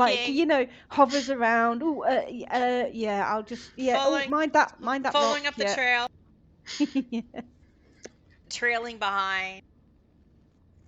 And as you go to the tent, Belliphauna motions for Noodles to join you. I'm debating whether or not we should take a little adventurer's break now or finish up with this part. Is anyone urgently needing a little adventurer's break? Or is 15 minutes from now good? Sure. Yeah, sure. 15 Yeah, I minutes. think it's fine. Okay. And so, like, as you're carrying Lord Jomont to his tent, and like the three of you and Noodles are like, all just kind of easily moving his weight, except for like Kai's like following up behind, like, you're doing great job carrying the unconscious guy. Yay, drugs. She's just muttering. She's like, I don't know if he's an idiot or if he like has a concussion or if he's just fatally polite, but he needed a time out. Like, ugh. Okay, we need to treat his arm before we go to sleep because I think it's broken or dislocated, and that's not the kind of thing that just gets better with a nap. Does anybody have any like healing magic left? Well, if we've not rested yet, I'm pretty tapped. let Yeah, me just you check. have not rested yet. Unfortunately, we don't have a good accounting. I'm pretty sure you were out of spells. Right, because I've got 4 lay on hands in total, and I'm fairly sure I only used 2 or 3, so that would suggest I've got 1 left. Okay. But I've also got healer's kit. The healer's kit isn't going to do anything in the situation. I think you would have to have like the healer feat before you can do cure wounds with your healer's kit. All right, I've got a cure wounds as well. Okay. She's like, okay, Stand by. You have on standby. And Noodles also says, hey, I got one more chicken wing. So she's like, thumbs up. Okay, this is going to work. This is awesome. Okay, so we just set his arm. And then she also takes time. She looks at Terel. She looks at you, Terel, and she looks at Yelena. And she's like, how are you two doing? Because you were both pretty knocked up before. Like, you two aren't Excuse doing... me. You... All right. Okay, I'm sorry. Okay, like the wording. She giggles. She's like, not yet. Okay. Okay, that's not what I meant, Terrell. I mean, I just want to... You aren't doing that cat thing, where, like, you're hiding that your spleen's falling out, are you?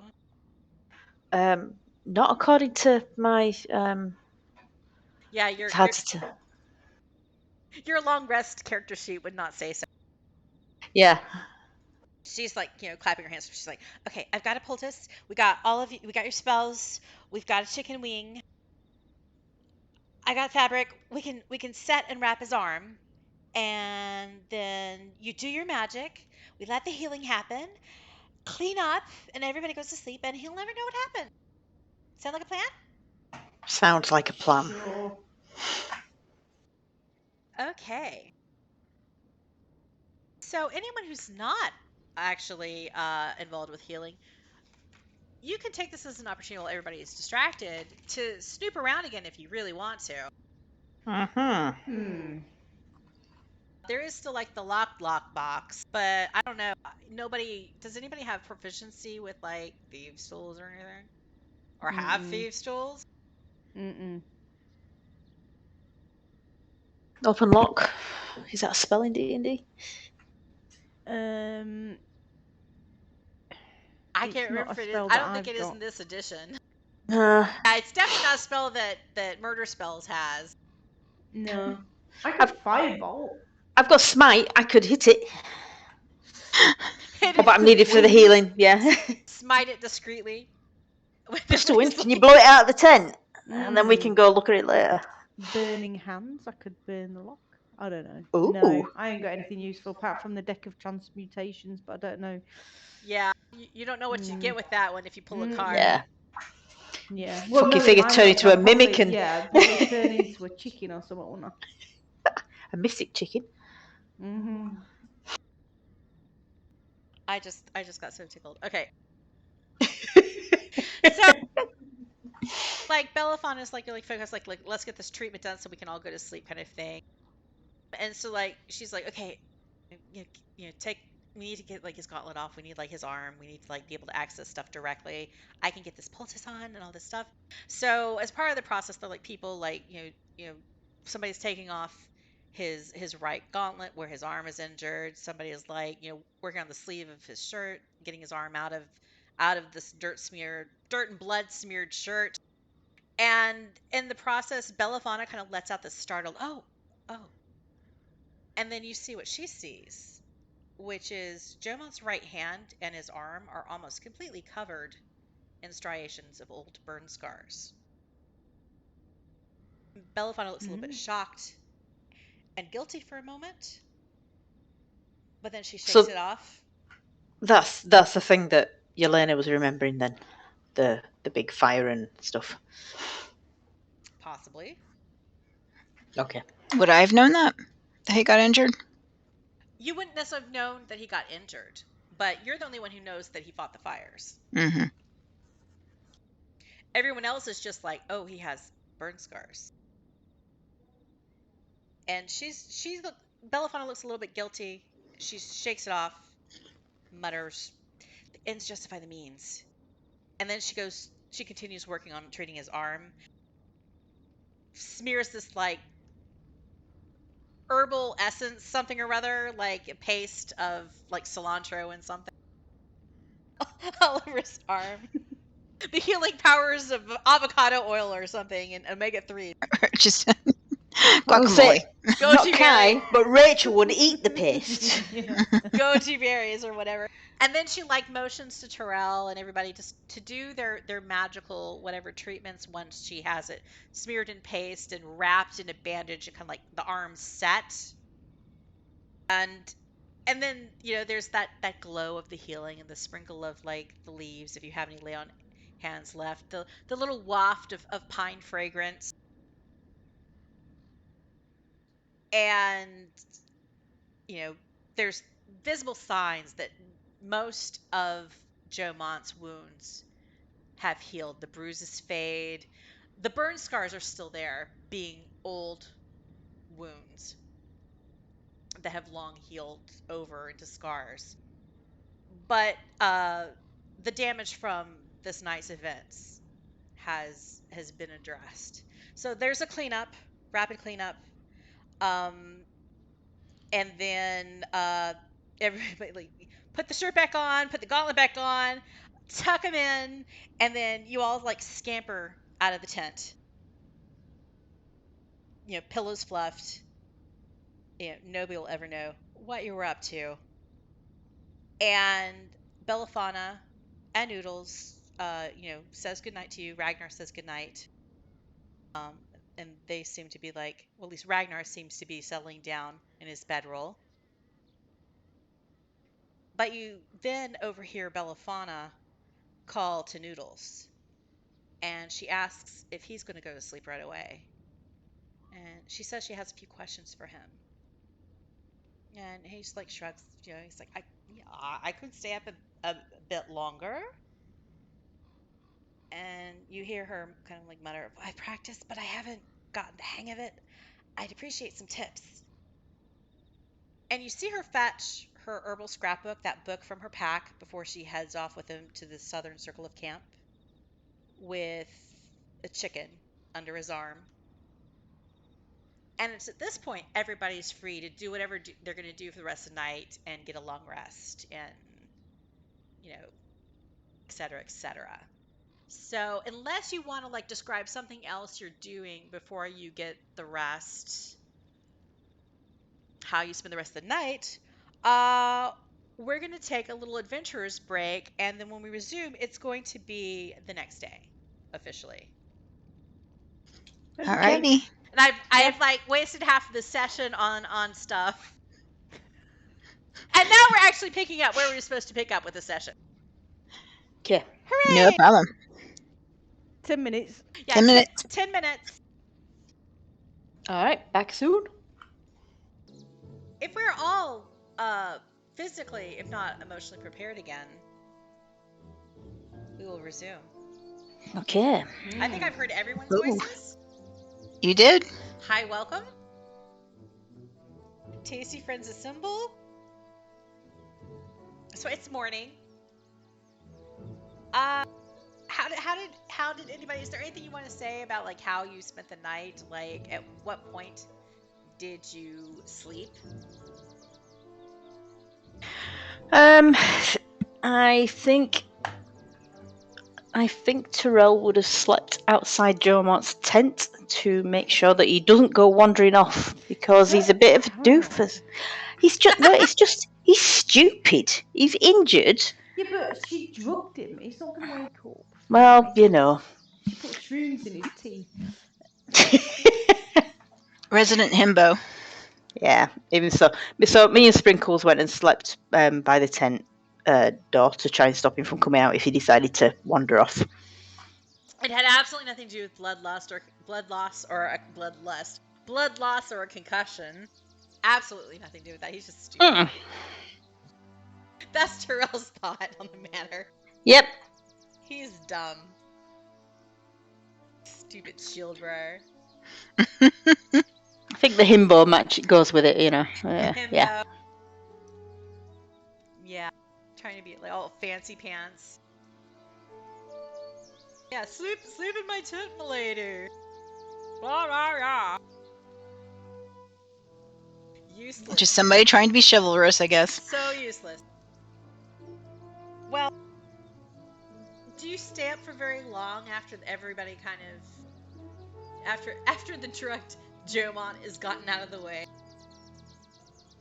Does anyone stay up much longer? I think Yelena is over it and is getting into the tent and checking out for the evening. Yeah, Kai finds somewhere cozy to curl up and fall straight to sleep. Ragnar, he bunks down bedroll. He's like near the fire.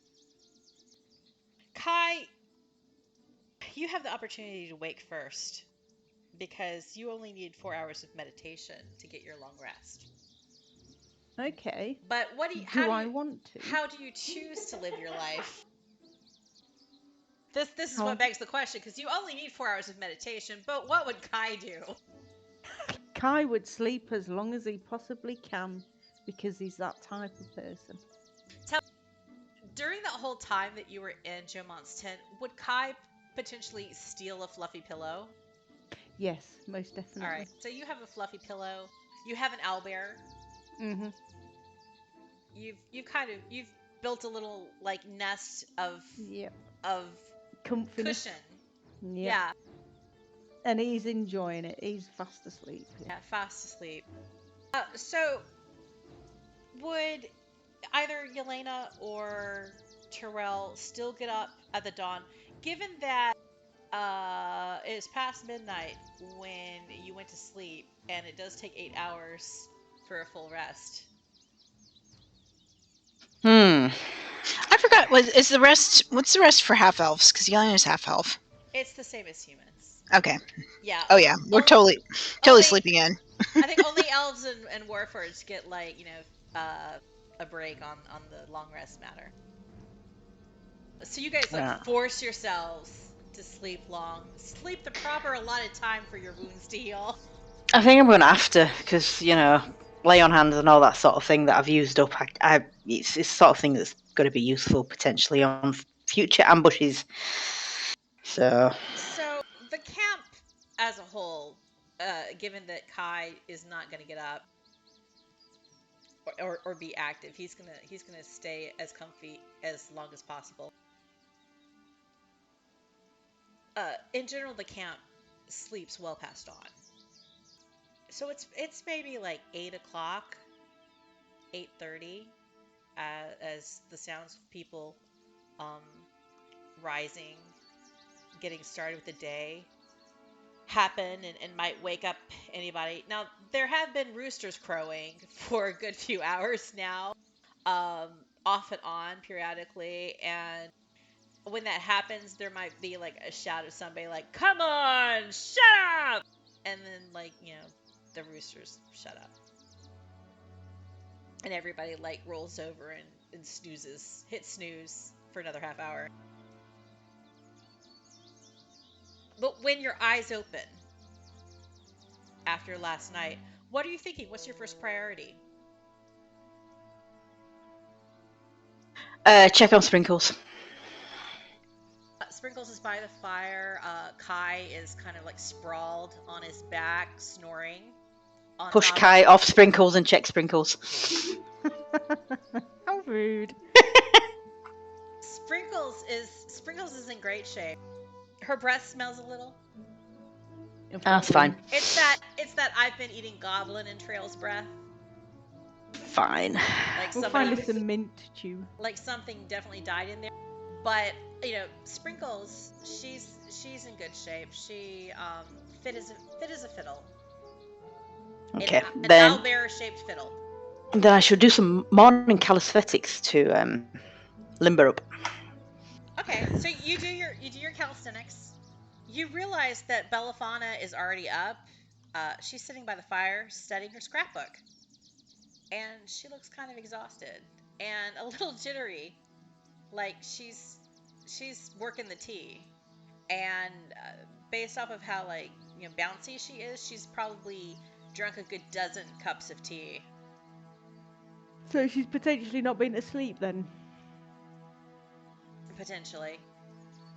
You see her, she sees people are getting up. She gets the pot, the kettle, and do a perception check. Oh, all of us. Well, you're still asleep, Kai. Terel. Just trying to find my dice. Oh, I see nothing. Yeah, you're calisthenicing. Yelena, you're waking up. What's the first thing on your mind? What's your first priority? I think I'm just gonna get up, go over to the campfire at the center of the camp, and see what everybody's doing and what are our plans for the day. All right, you can do a perception check too. Like you're approaching just as Belliphauna is doing stuff over the fire. Yeah, and you don't notice anything either. I'm still not awake. Jomont comes out of the tent. Hale and hearty, wearing his armor this time, like somebody who can function. Gauntlets on his hands, and he takes a deep breath, exhales, and booms. Good morning! Slept like a log. How's everyone doing? Yelena just sort of giggles to herself. I just ignore him and keep on going with my stretches. Kai's still snoozing. Yeah, but that's kind of disturbed him now. That big booming. All the noise that Yeah. Jomont's making. Sits up sleepily.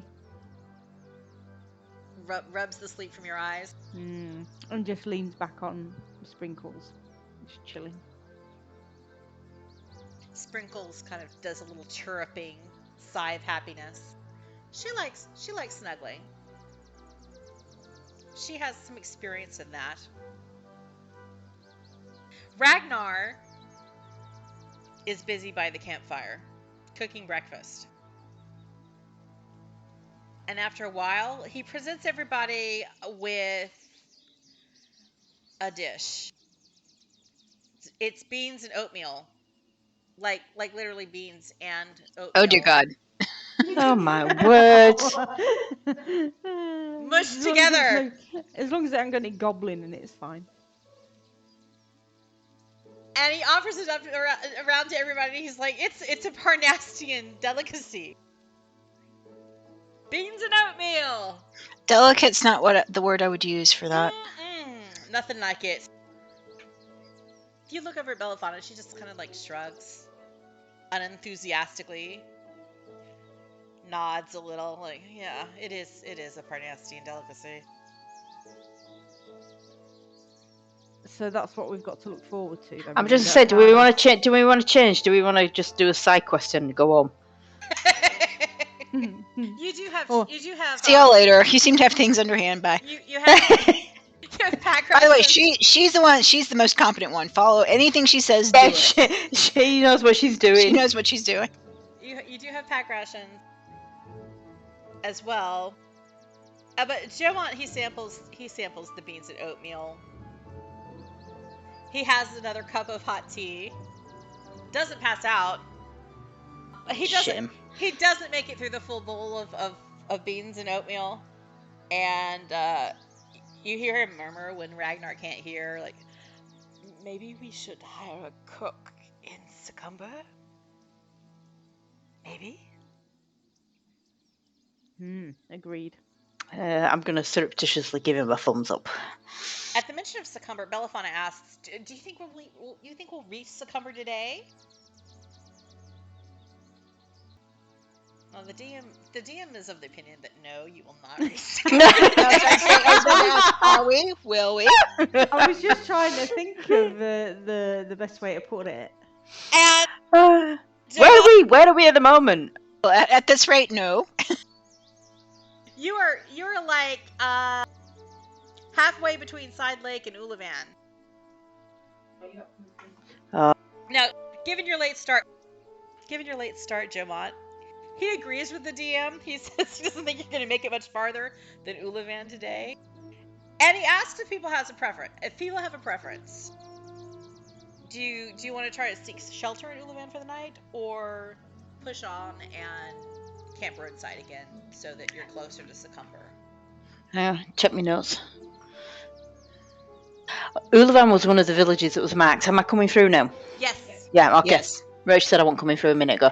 I think we should try and get to Uluvin and see if we can find anything about the mark. Weird. You can definitely get to Uluvin today. Find a cook. So, yeah. Find some oatmeal without beans in it, or vice versa. You're like, yes, Uluvin. Uluvin is a thing. Uluvin's happening. Uluvin was on this map. We need to at least check out Uluvin. Is that your consensus? Yes. Mm-hmm. Yeah. Jomont. nods. He's like, okay, that sounds reasonable. Yes. And Belliphauna, she hears it and she kind of shrugs, and she's like, we do need to make up some time though. Terry shows up. He's like, hey, Kai! How's it going, buddy? All right. He has a skillet with him. Yay, Terry. And there are come. eggs and bacon in it. Come. We all jump on Terry. Everybody's like, hey, Terry! So he doesn't have enough for like large portions for everybody in this skillet, but you can have everybody gets a slice of bacon. Everybody has, an egg. You can see It's fine.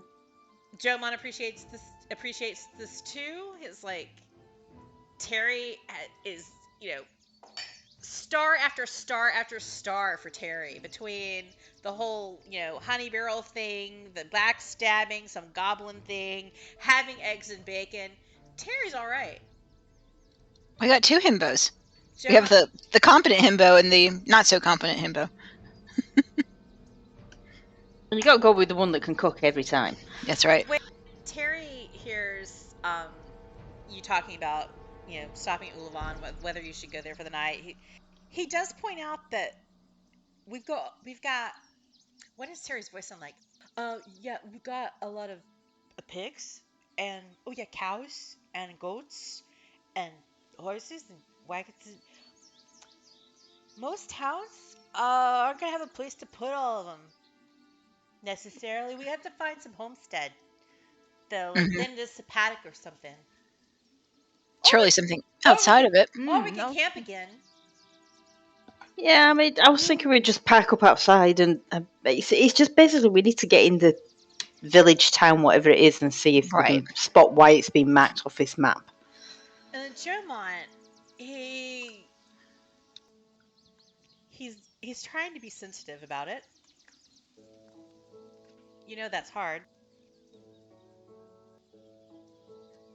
But he also mentions there's some towns that might not be accustomed to an owlbear friend as well. Well, I think we can set up a camp outside of it, hopefully, or find it like they were saying, a homestead. Yeah, we could leave Terry with the animals, including Sprinkles. Yeah, and I could talk to Sprinkles and explain that we just need to do some investigating, and we don't want us to get hurt. So yeah, and anybody who wants to get an inn, go into the inn in town for night can do that. Some people can stay behind with the camp. At least go get a bath. Oh, we all take turns watching over the camp, and then take shifts going in to get baths. All right. Because God knows when. I'm assuming there's a bathhouse. So after you have this conversation and people start to kind of like rush through breakfast, and they try to like get everything packed up, get back on the road, because it is pretty late in the morning compared to the normal day's travel. But the caravan does hit the road again and travels south for the rest of the day. The soldiers who continue to watch through the night, they take shifts sleeping in the wagons, as does Lady Belliphauna. The lookout on the road falls to you, Jomont, and Ragnar. Because of the sleeping soldiers, there are a few extra horses. Some of the people who would normally be trekking alongside the caravan on foot, they have an easier time of it today. Which reminds me, do any of you have horses? Like, everybody traveled to Rouge by foot, and I don't think anybody mentioned buying a horse. No, I've got an owlbear. I don't think I sure didn't. Are you riding Sprinkles? I will when she's big enough. I don't know if she is now, but Right now, yeah, but okay, Sprinkles is galumphing alongside. There are horses for you to ride today if you want to ride horses. okay. If that gets us there faster, So, give it a bath. correct me if I'm wrong, but the way I'm picturing you guys on the road so far is sometimes you've been on foot, walking alongside the wagons and the horses, sometimes you've been actually on the bench of a wagon, Mm-hmm. maybe driving it. Mm-hmm. And then if there's a horse free, you might be riding a horse. I think that's fair. I would assume that Yelena and Terel are proficient riding horses, but Kai, have you ridden a horse before? I have absolutely no idea. I bet on horses. True. That may not be exactly the same thing. If I can bet on horse, I reckon I could ride a horse. I'd like to see that. Let's do it. I will point you to the GIF. Nature check. I'm thinking a nature check just well, there's animal handling too. My nature's better. Okay. Well, okay, whichever's better. Animal handling to see how familiar is Kai with riding horses. With a 14. That familiar. You're not an expert. No. But you have ridden horses before. Right. I guess your background is wild and varied. And maybe there's not a lot of call for riding horses in the Underdark. Spiders. But Kai's ridden lots of big spiders. You can ride spiders. Giant lizards are totally popular. You know, you might have even raced a giant lizard once or twice. That happens. That's pretty. It's fun, I've heard. Yeah. Your mom sometimes holds some non-sanctioned lizard races. And yeah, you might have not only gambled on those, but maybe participated in one or two. And a giant lizard, a horse, not that different. The only difference is, maybe a horse poops more. Lizard's close to the ground, so if you fall off, you don't hurt yourself as much. Yeah. The horse is definitely noisier. But teach their own. So but you stay on top of the horse. Kai is competent riding a horse. He knows how to get on. He knows how to get off. He doesn't fall off at the moment that it goes a little bit faster. And it doesn't even have to be junior beginner horse. It could be a little bit of a spirited stallion. He could actually handle it with a 14 nature. So everybody's competent. Everybody can ride a horse today. You proceed along the road. The caravan proceeds a good 20 miles. Where you used to be within easy sight, very near sight of the high forest to the left side of the road. But as you proceed farther south, the high forest recedes into the distance, and your left is more surrounded by grasslands and prairie. But you see ahead of you an outcropping of high rolling hills, some craggy cliffs. You're not quite a mountain range, but definitely prominent in the landscape. Appearing to your southwest, the Forlorn Hills. Belliphauna woke up hungry, mid-afternoon, not quite managing a full rest. She crawls onto the bench of one of the wagons, and she's snacking on a bag of almonds, eschewing pack rations, and then she decides to move to horseback and rides for a little while. Not looking completely 100%, a little bit sleepy, tired in the eyes, but she's doing okay. You continue your watch along the road. Everybody do a perception check, and this is going to be a group check. Oh no! Sorry. Oh, never mind. Yelena's carrying the team. I think Yelena saved you. Oh my gosh. If it hadn't been for Yelena, you guys would have been so screwed. That's not ominous at all. Yeah. Now, it's been a fairly quiet trip, and other than a brief shower, the weather has been fair. There's a hint of the season's cooling, and the air is crisp, but not uncomfortably chill yet. Suddenly,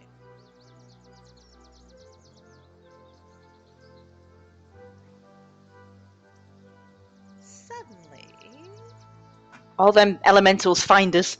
The rocks. no, I'm not happy about being yeeted. well, Josh had mentioned, you've passed a couple wagons traveling north that, they passed your perusal. One was another family that seemed to be traveling to Side Lake. The second was a merchant that Kai and Terry recognized, who moves goods between Secomber and Rochefair.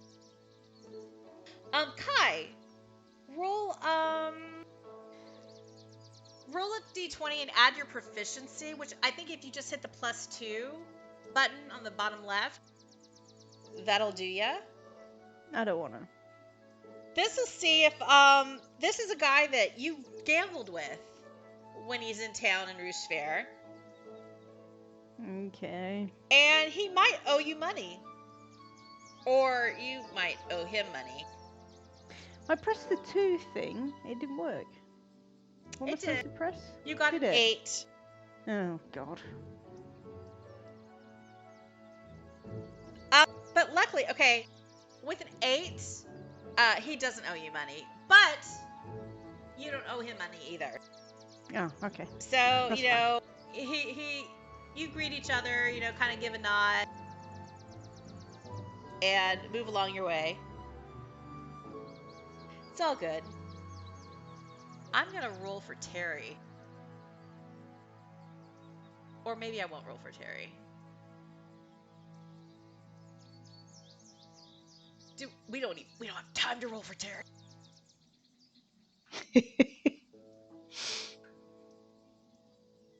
What did I have you roll? Oh, I just had you roll a d20 plus proficiency. Okay.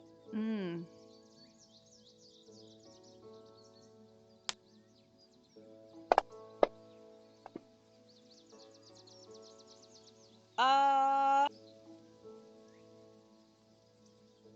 Yeah, he doesn't owe Terry money either. Both of y'all. Even Stevens with this guy. Okay. That's a shame. Less stuff for you to win off of Terry later. At one point, you notice a pair of giant eagles circling overhead. You're discussing shooting a few arrows at them before they try any hanky-panky, like swooping down to grab a sheep or, a cow or a small child. And Yelena's the one who picks this out. Okay? Yelena, you're the only one who notices this. Kai, Terel, you guys are oblivious to these circling eagles. So you're like contemplating that, like, let's pop a warning shot at these eagles. When you spot the silhouette of a wyvern rocketing towards the giant birds.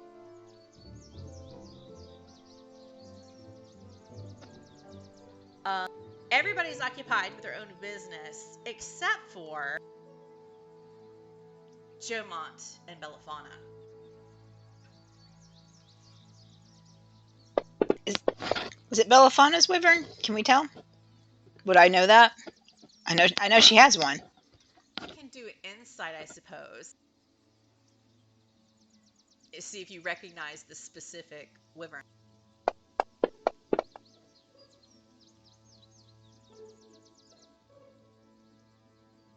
Yeah, you think that it is Euphoria, Belliphona's wyvern. Not only because you actually recognize the wyvern, but because you realize that Lady Belliphauna has spotted this as well. And she immediately looks like, oh crap. And she looks over at you, and she looks over at Jomont, who also seems to be like one tilt of his head, one little turn away from where this wyvern is entering his vision. And it's up to you. You have one chance to act quick and distract him before he notices. What do you do?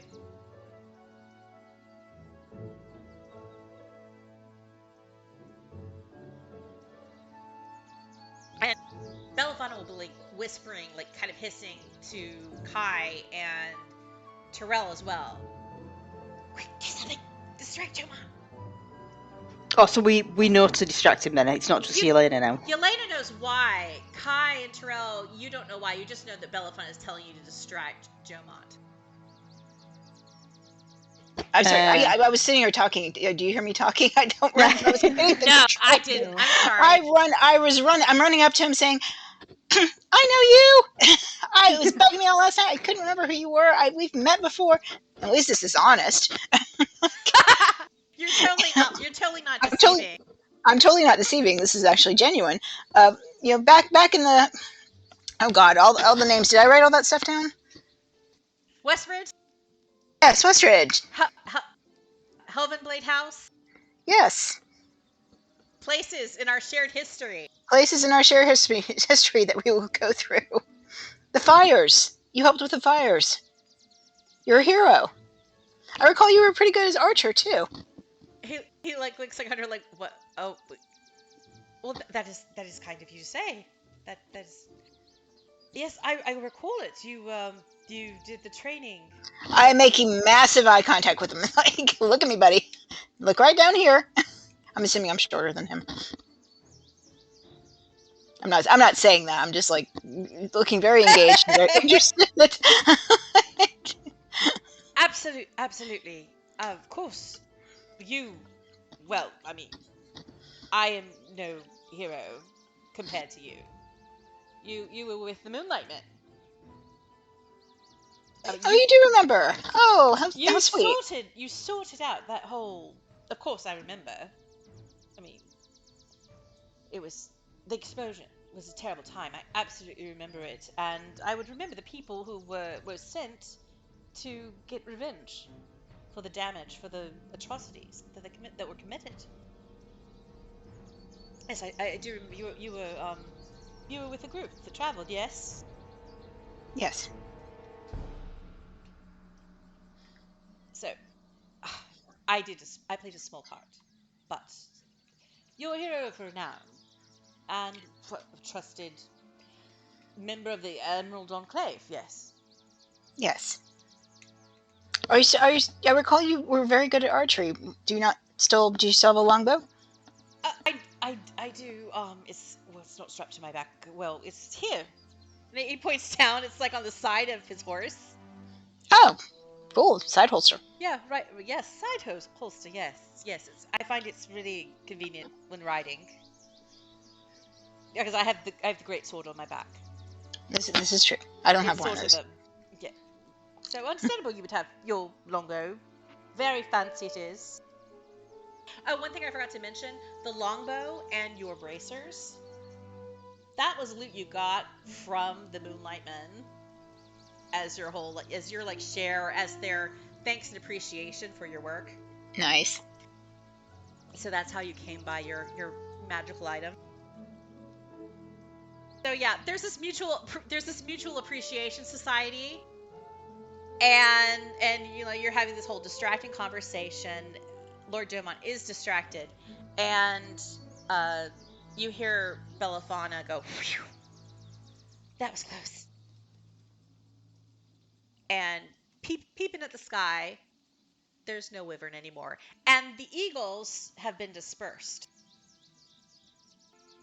And on we walk. And on the caravan continues. Another hour or so passes, and you approach the first significant crossroads. A signpost pointing in multiple directions marks this juncture along the road, and there are wooden placards pointing from whence you've traveled. There's one that says Side Lake, 32 miles, Rouge Fair, 43 miles, and these signs are freshly etched in fine lettering. The wood is barely worn by the elements. Like, these are new destinations on the map. There are also weathered placards. Pointing westerly route is an arrow to Womford, 140 miles. Terel and Yelena, you guys did pause in Womford on your way and your travel to Rochefair in the first place. But it wasn't far after Womford when you decided to, like, hey, let's leave the road. We are natural people. We like to do natural things. Let's just go across the land and not stick to the road. So that's why you haven't, like, been this route fully before. Because you Okay. kind of Cross jumped country. off. Yeah. You jumped off the Iron Road somewhat after Womford, and then you trekked your way to Side Lake, and then you, like, got on the little foot trail that went the rest of the way to Rochefair.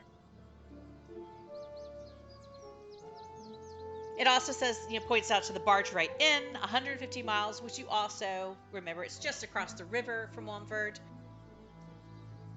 And then finally, there is a placard pointing a southeasterly direction for Secomber in 35 miles and Uluvin, 1 mile. Only you see the sign indicating Uluvan's direction has been marked through with something sharp, and scratched in block letters to replace the town's name is a single word: unkind. The caravan finds this unsettling, and you hear, like, wary whispers tittering amongst the travelers. And both Belliphauna and Jomont look a little bit shook by this vandalism.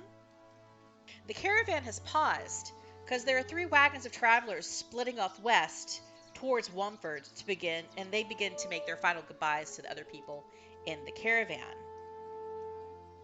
Belliphauna, she looks at you guys worriedly, looks between you guys and Ragnar and Jomont, and she asks, what is that about?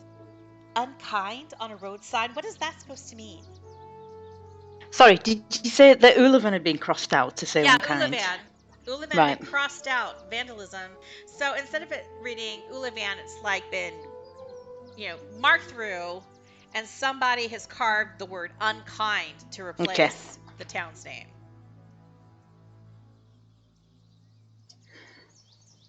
Well, that is very strange, and honestly, I don't know.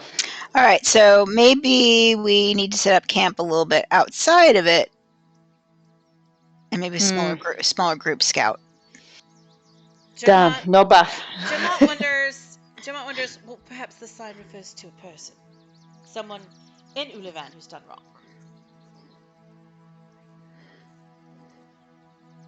But he listens to your suggestion, and he thinks, we can make a few more miles before dark, but we will need to camp soon, whether we pass Uluvin or roadside for another night.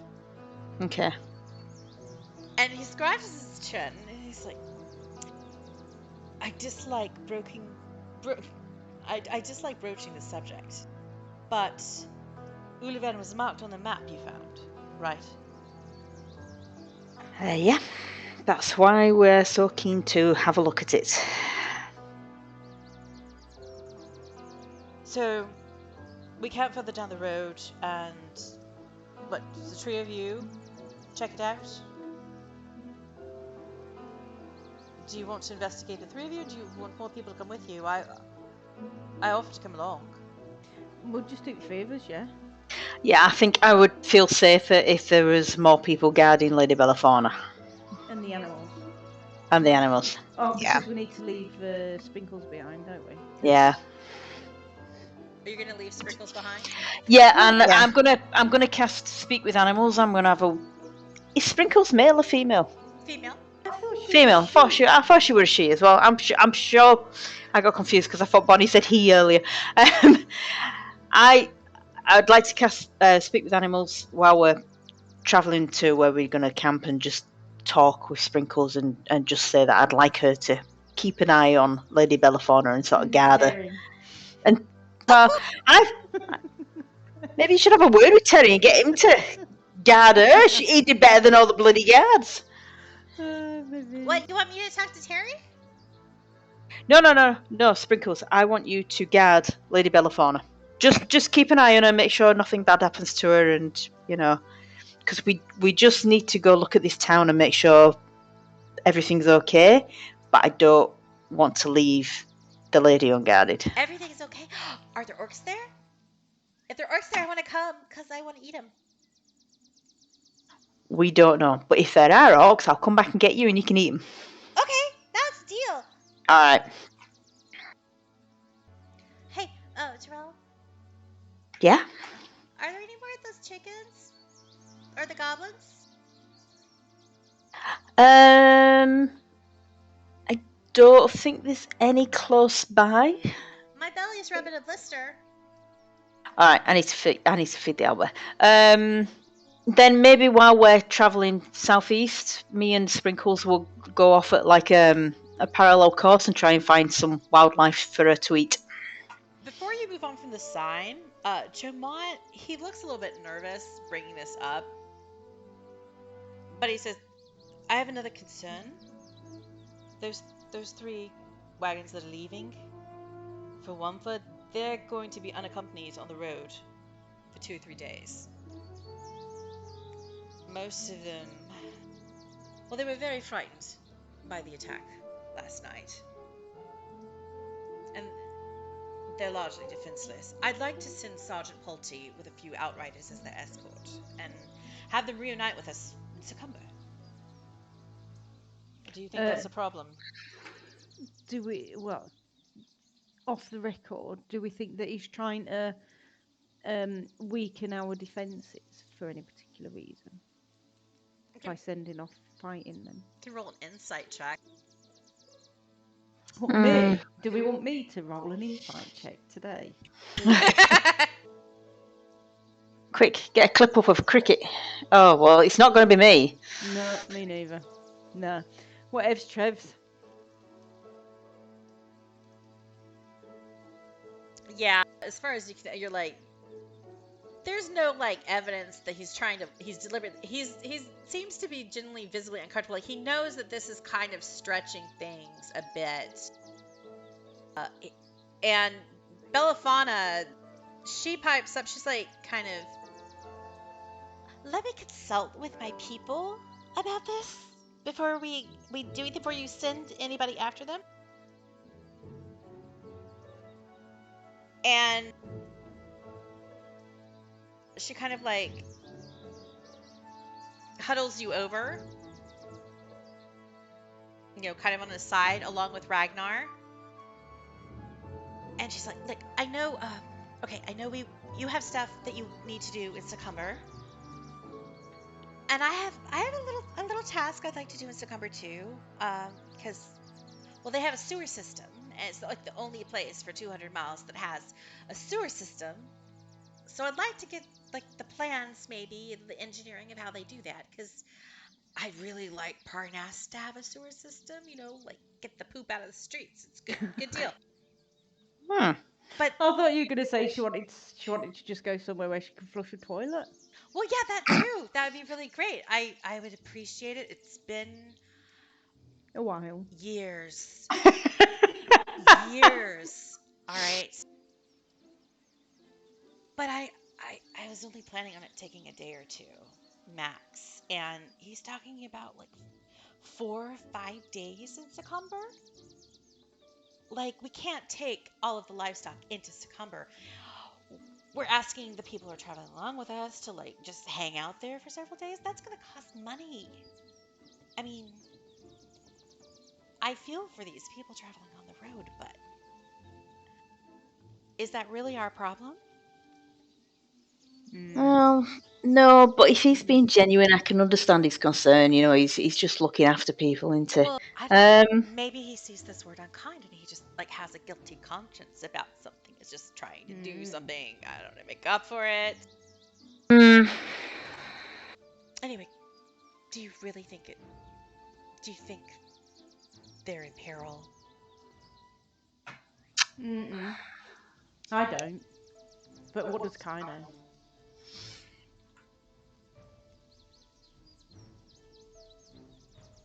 Okay, it's just like Kai is like vote no. Terel. I kind of want to let him send some people with him. I don't want him to send a lot of people. I'm only thinking like a couple of guards. He's talking like Sergeant Pulte and 2 guards. Right. Which I don't think it's too bad. I mean, how does that? How Yeah, many but- does that leave us with? So we need the sergeant to keep the other guards in. That leaves you. Well, yeah, you don't have the sergeant, but you still have like 2 scouts and 2 or 3 other guards.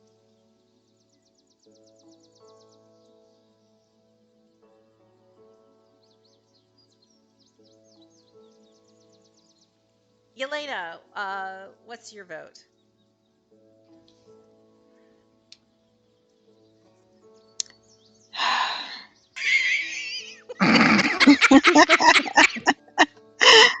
Many DMs fucking us over here. Yeah, I think we're screwed either way. It's just it's a choice. It's a fork in the road. Literally. I mean, on one hand, you're committing to being in Secomber for at least 4 or 5 days, and you're going to have less people traveling with you. On the other hand, you could like spend less time in Secomber, maybe But- less time on the road. I don't know. We don't have to stay in Secomber for 4 or 5 days. He can send his guys off to see them to Womford. We don't have to wait for him in Secomber. They can catch us up. Belliphauna, Because we'll be. well, I mean, they might have a hard time catching us up. They might have to run hell for leather. I think part of why he says, meet us in Secomber is because then we'll like have a rendezvous point. But I like the way your mind is thinking, because he could just they're hired help, right? He could just send them on their way, like give them their marching orders, hire more people in Secomber, and we leave when we're good and ready. I mean, Secomber's one of the times. Well, we have to stop off for our little mission anyway, side quest. So we're going to be at least there a day. Well, it's us, isn't it? So it could potentially take us 4 days to complete our whatever. Okay, well, we're not going to tell her that. I think it's Well- going to take me at least 2 nights there, okay? I think I'm going to allow 2 nights. And I was thinking about maybe hiring 1 or 2 more soldiers myself. I mean, not that you aren't doing a great job. I mean, you really are. Excellent. I have every confidence in you. It's just, well, it's temporary, right? Oh God, I just remembered something. This is embarrassing. I don't think I've paid you yet. I promise. I'll totally pay you. It was like 150 up front, right? I'll do that before we get to Secomber. Is that cool? That's fine. Or next time we stop and like it's EA handing over money, things to spend it on. I don't know. But yeah, don't let me forget, because I will. Lots of stuff going on. I think we tell him that if he wants to send a couple of people off with the Womford gang, let them go. We will be in Secomber for 2 nights, and then we're moving on. And he can either wait for his own people and catch us up, or he can come with us. But that's down to him. But his men should be able to travel faster, because once they've delivered the guys to Womford, it's just going to them horsing back. They're not going to have any carts. They could get fresh horses at Womford, to ride back. I don't think we should wait for him, and that's up to him. If he wants to wait in Secomber for his men and then try and catch us up, that's fine. But I think we should just say we're going to be there for 2 nights and then we're moving on. Belliphona's like, these are awesome arguments. These are great. Let's go tell him this. Alrighty? Alrighty. And you like tell him everything that you've like decided. This is what he can do. Lay it on the line. And you're very, very stern about this, Terel. Like, you could roll another intimidation check if that's how you want to like play it. Here, this is how it's gonna be, man. If you want to. If you don't want to be intimidating, if you just want to like be like, oh, this is what we suggest. No, I'm fine with the intimidation. Okay, roll. Please roll. Oh, that's not bad. 15's adequate enough. Like, you're not like scaring the shit out of him, but you're definitely like, okay, she really means it. And while he's he's not entirely happy about it, because he would prefer them just being able to catch it up. I mean, Sergeant Pulte is really the question here. Like, he would rather Pulte stick around, and this does cause him to change his mind about sending the sergeant along, and instead he just sends a couple of the hired soldiers and one of the scouts. Crag, the guy who's like in the camouflage all the time, he sends the three of them after the three wagons to give them escort Okay. and gives them orders to catch up as soon as they can. Right. And then you continue on the road south.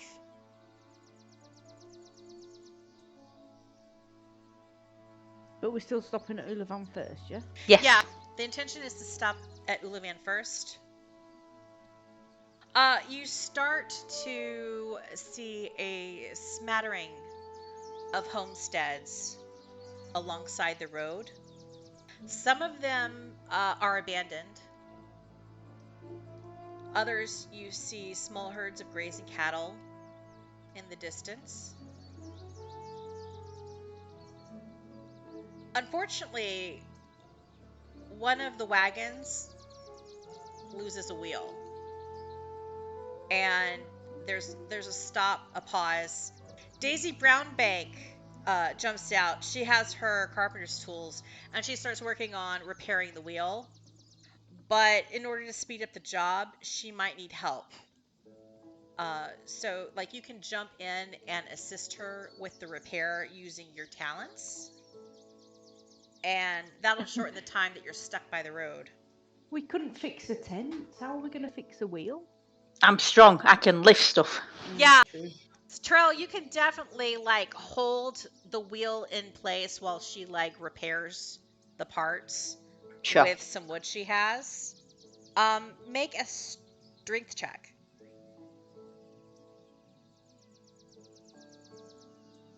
Absolutely. Effortlessly, you hold the wood right in place where it needs to be. Kai, what can you do? Well, I think tonight we've discovered that I'm pretty useless. He can burn in hands the wagon and remove the whole problem. Yeah, I can set the wagon on fire. Yeah, most definitely. That is counter. Maybe that's like some real. Counterproductive. You gotta burn the wagon to Yeah. repair it, kind of. This is- Yeah. Start fresh. I don't know. You're a smart guy, and while you have no actual skills, you could maybe be a backseat driver. Okay. And you could be like the guy who stands in the back and be like, you need to nudge it a little to the Yeah. left, you need to nudge Yeah. it a little to the right. Yep. Okay. Yep. Pivot. Pivot.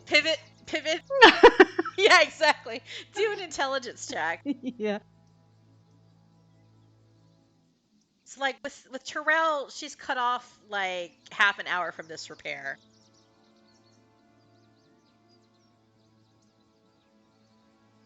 There we go. Right. It's right. Okay. Right. I'm not playing this Cut. game now until cricket's back on. I know. The proof is palpable. Yeah. Cricket is your superpower. Either that or you need to go get a new pencil or something. Well, I haven't touched my pencil tonight. I'll touch it. Touch it now. Now, what could Yelena do to assist with repairing a wagon wheel? Be a cheerleader? I don't know. Yeah, let me see if I got anything here. I mean, you could do that. You could do a charisma check and be like, rooting on. You can do it. Great work there, Daisy. Yeah, I got no spells. Way to wagon that wheel. Does otherworldly glamour do anything? Feywinder or bonus? Can make it look like it's fixed. Well, that is one thing. I think your otherworldly glamour allows you to apply your wisdom or something, or your charisma to checks or something. It does some kind of boon. Huh. I'm trying to find where the... Let me double check it, because I've already looked this up and forgotten it twice. Right, I have too. We were talking about it. I'm closer this time to what otherworldly glamour does than I was last time. Ooh, I found something else I can do.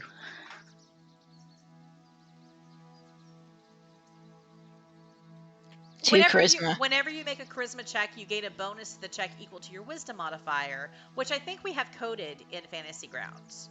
So if you were to do a charisma check, it would be like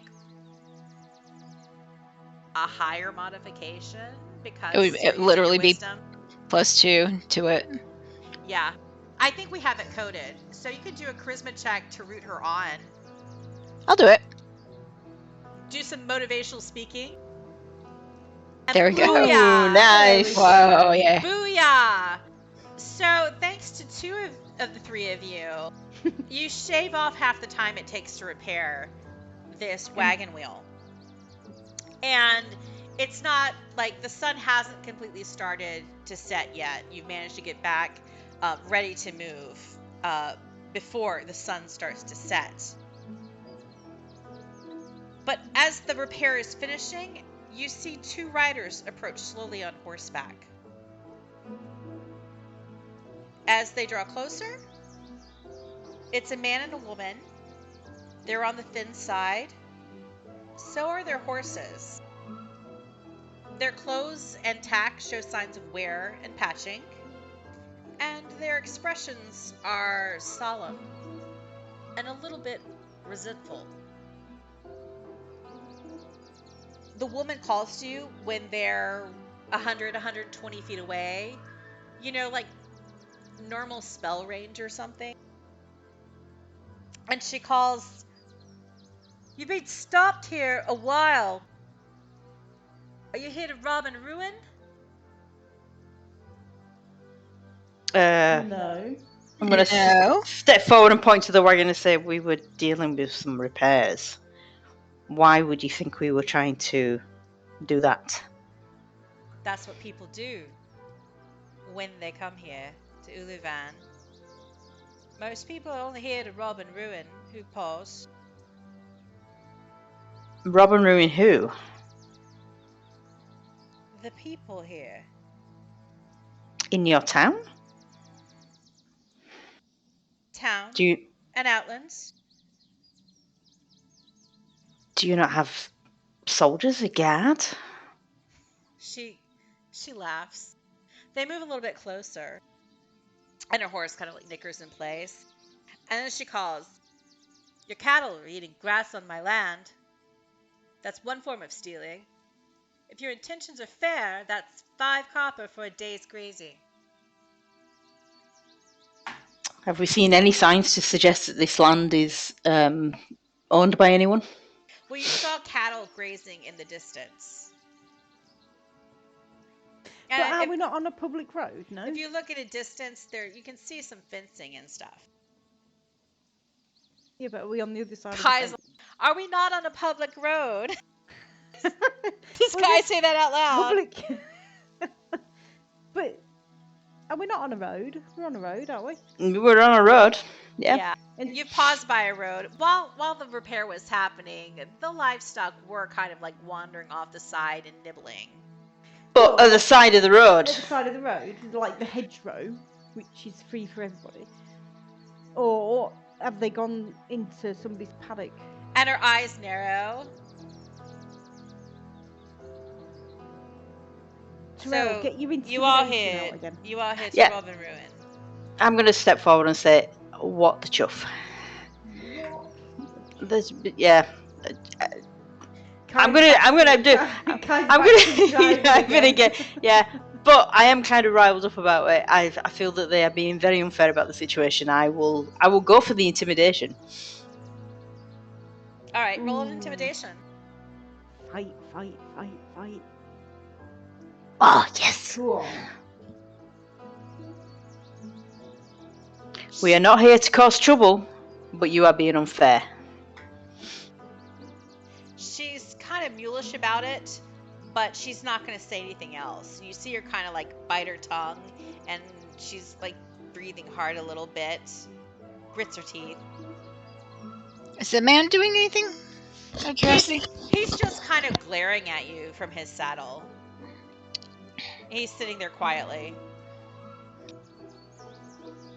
And she says, "Look, there are any inn in Uluvin, not no more. No taverns, neither. Nobody left in Uluvin has space for strangers. You best get on and move down the road." And then she like turns her horse around, says, "Come on, Albie," and they ride off. Yeah, Albie, go on. Cranky.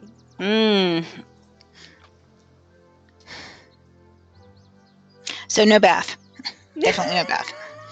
What? Well, I'm thinking we That's should what leave. it We That's should the leave these conclusion. guys here.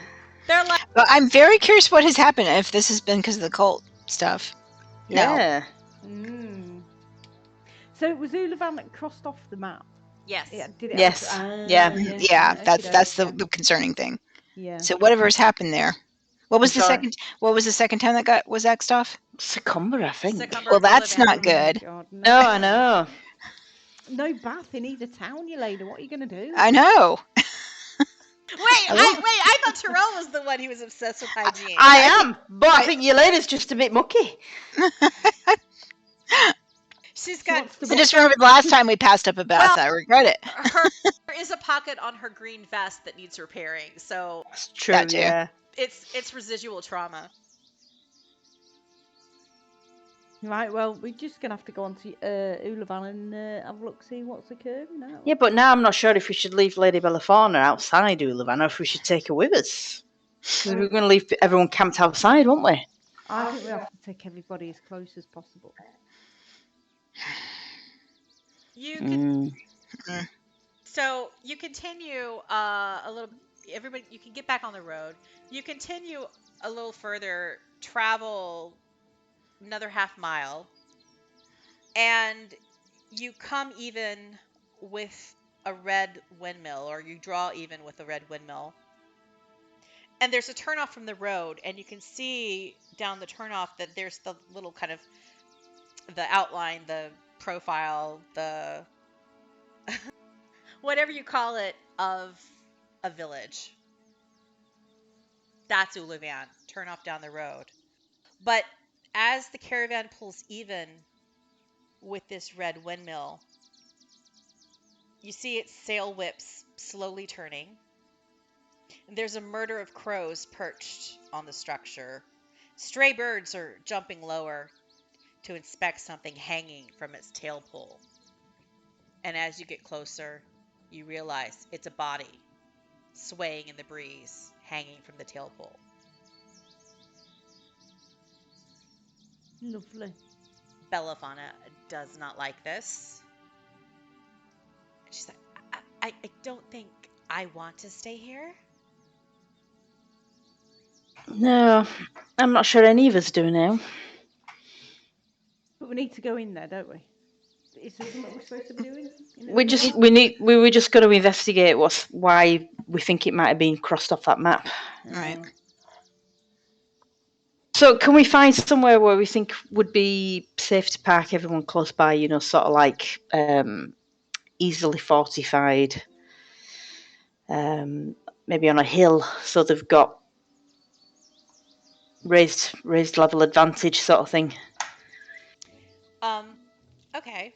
Do you at this point do any of you jump off your wagons, your horses, and inspect the body closer? Yeah, sorry, that was the next thing I was going to do. I was going to say, can I see if there's if they put a sign up to say why he's been hanged? I'm assuming it's a hanging. Yeah. Like on inspection, the body is a human man. He wears the clothing of a farmer. But as you look over the body, he has a tattoo of the Black Earth sigil over his heart. You can see it where the collar is open. You see that little hint of the ink. You look at it more closely, and you're like, Black Earth. Okay. Their face is covered with a gold-painted tin mask. And Yelena, you think this is reminiscent. There's the priest that you killed the night before was wearing a half mask similar to this. So it looks a little bit inspired by the raiment of that Black Earth cultist. Just more cheaply, not made of stone like his was. You also notice that the corpse's jaw is dirty. And a little bit closer inspection there. Their mouth has been filled with dirt. The birds haven't done much damage. He doesn't appear to have been dead very long. Okay, that kind of screws up my theory about what might be happening in Uluvin then.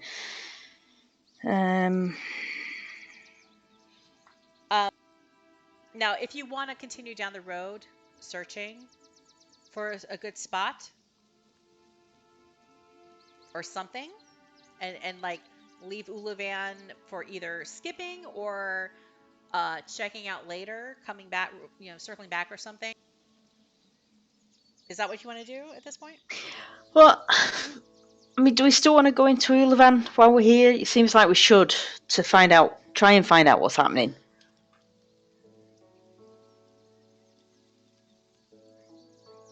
Yeah. The three of us. Yeah. Yeah. Yeah, since we're here. Mm-hmm.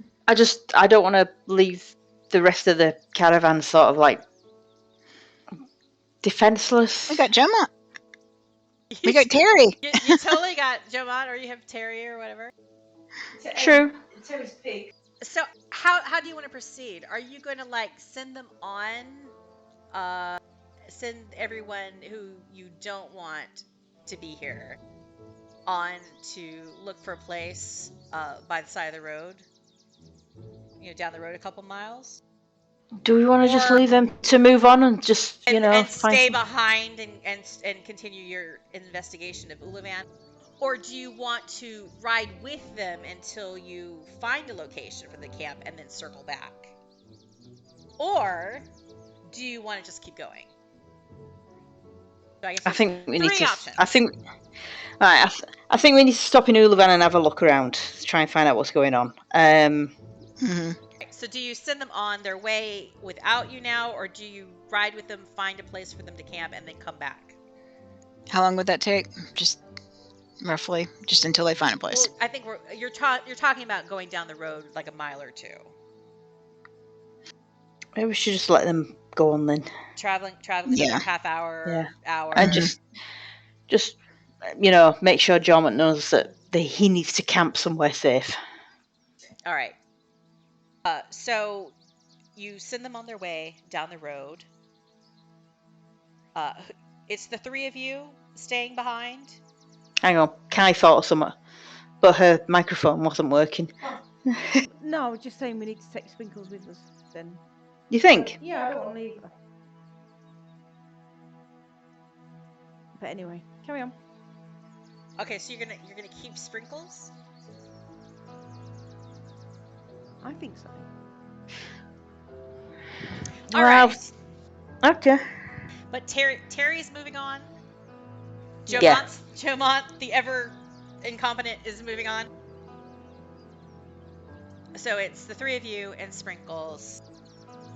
As you see the caravan roll away, kind of disappear over the horizon, you turn down this dusty road.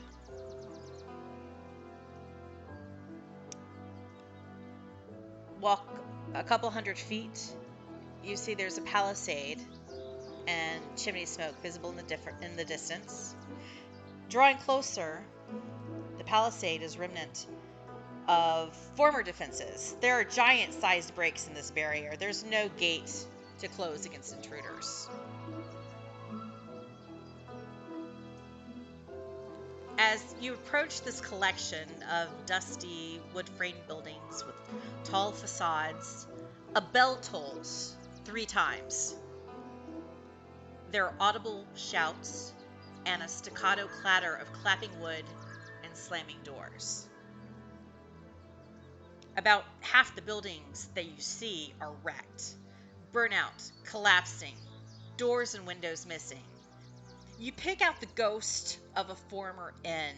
It's the only structure that's fully more than 1 story high, other than the bell tower in this place. It stands at the main intersection of the village, and the front facade has been completely ripped away, the roof torn off, fragments of clay tiles clinging to what was once the eaves. The ruin is weathered, rubble is buried under a layer of muck. This is not recent damage.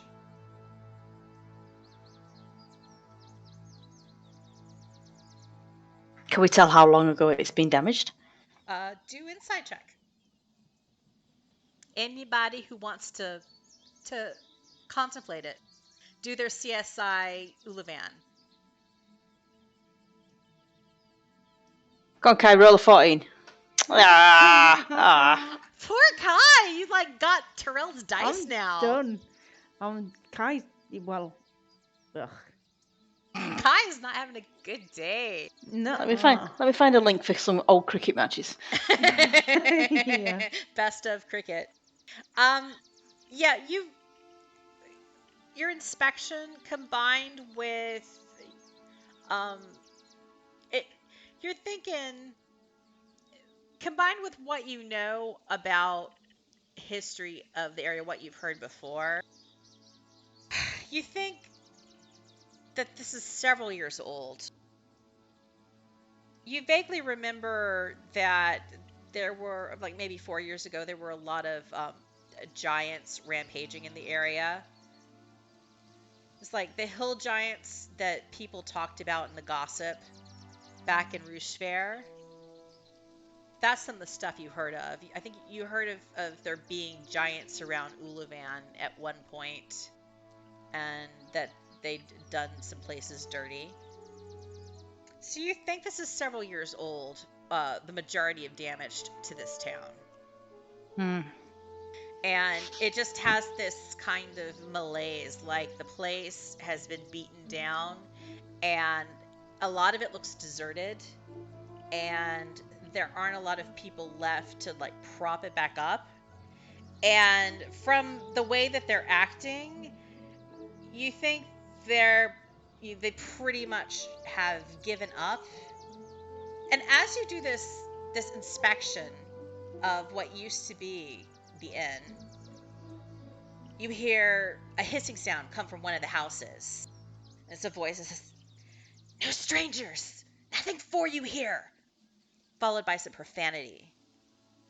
And if you whip in the direction of that sound, you see a gaunt face in the window, and they jerk out of sight, and a board shutter slams into place, and you hear a latch slide into lock. And then from the opposite direction, more hissing comes from behind you, and whispers of, "Go away!"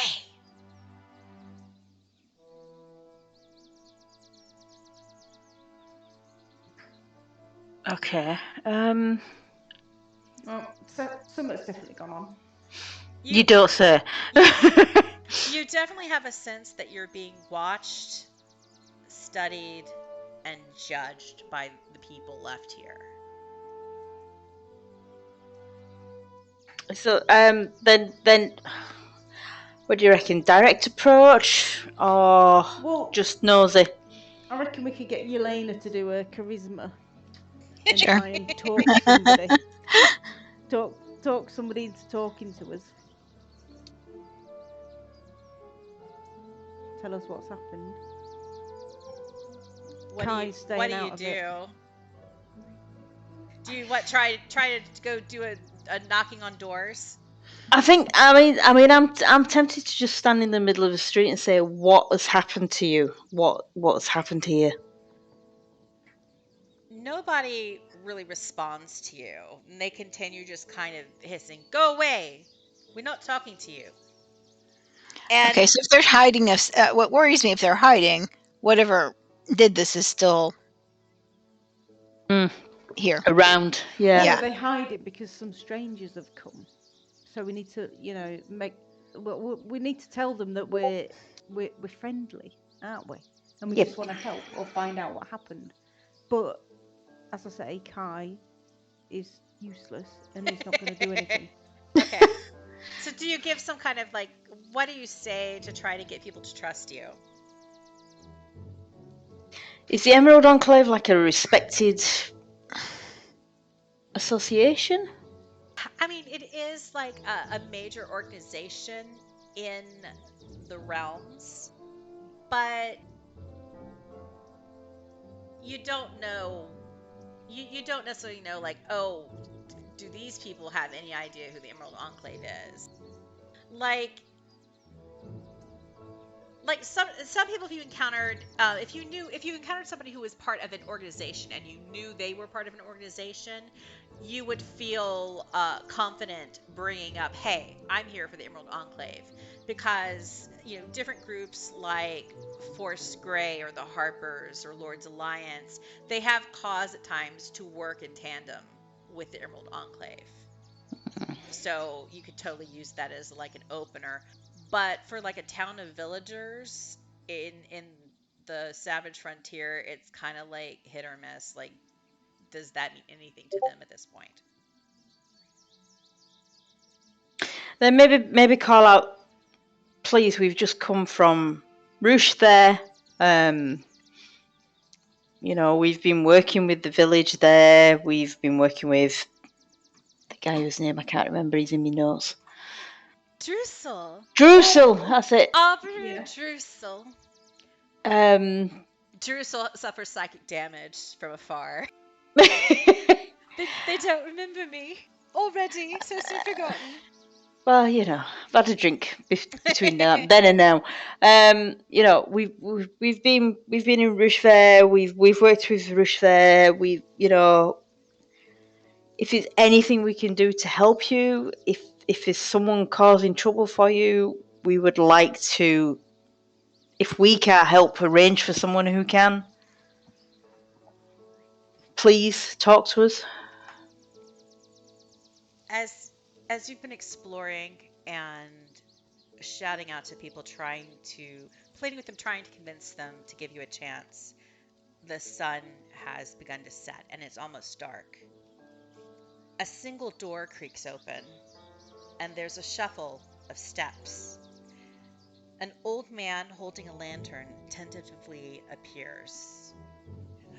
Hello? Say hello back. That is a kind thing to say. You seem nice. I'm so sorry. Everyone has forgotten their manners. Are you looking for a place to stay? Well, we are passing through, but we're just concerned about the obvious trouble that you're... Is it a village or a town? Sorry. It's a village, like a hamlet. Right. Like, it's pretty small. So, we're concerned about the obvious trouble that your village has had. We're not from around here, but we are staying in the area for the time being. And like I say, we've worked with the people of Rougevale recently, and I just point to the inn. Oh. Well, my wife and I don't have much, but why don't you come in? Let's not just leave you standing out here, talking. We don't know how long of a conversation it will be. Why don't you come inside? And if you need a place to stay, you're welcome to the spare room. We're just settling down to supper. Share a meal. We can talk more. Okay. Can I do an insight? Sure.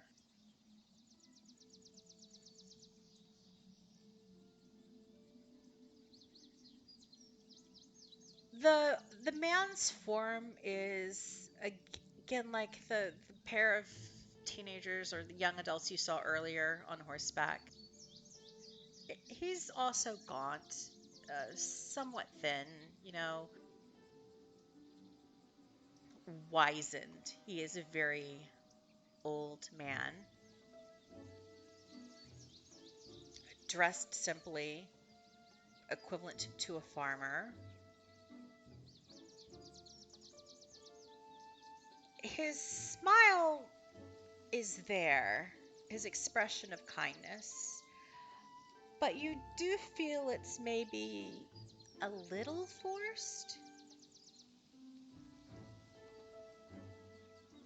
But you aren't quite sure whether that's just nerves from talking to a stranger or whether he is putting on a little bit of a front. Okay. Or he's just said he's sitting down to supper and offered 3 other people to come and share what potentially won't go, well, not enough for one person. Yeah, like maybe you're just putting him out of his. You're Yeah. really kind of putting him out, but he's gonna do it anyhow since you mean well. I think we And- should. Do you think we should go in? Well, we haven't got any clues, have we? So, and he's a little old man. We should be able to bash him if he tries to attack us with his stick. Yelena, what are you Sure. thinking?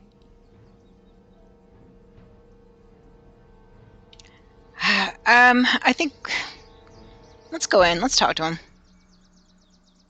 And we could show him the map that we found. Yeah.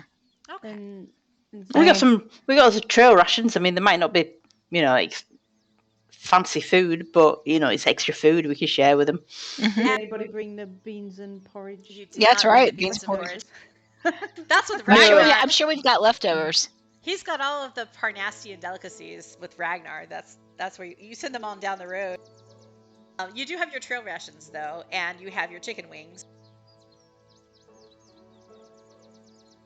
As you step across the threshold and into this man's humble abode, you do notice one more thing, that the outside of the house, where other people would maybe have a gate, or a nice little stone wall or something around their cozy cottage, this place looks a bit weathered and beaten, and instead of a fence or a gate, there's just a surrounding barrier of overgrown briars surrounding the house. And as you step into the cottage to join this old man and his wife, who don't have much, that's where we'll wrap up this session of the game. Okay. And we'll pick up with dinner and conversation and whatever mysteries Uluvin has to uncover next time. Coolio. Okay. Alrighty. Which the date would probably be October. I think I already have this on my calendar.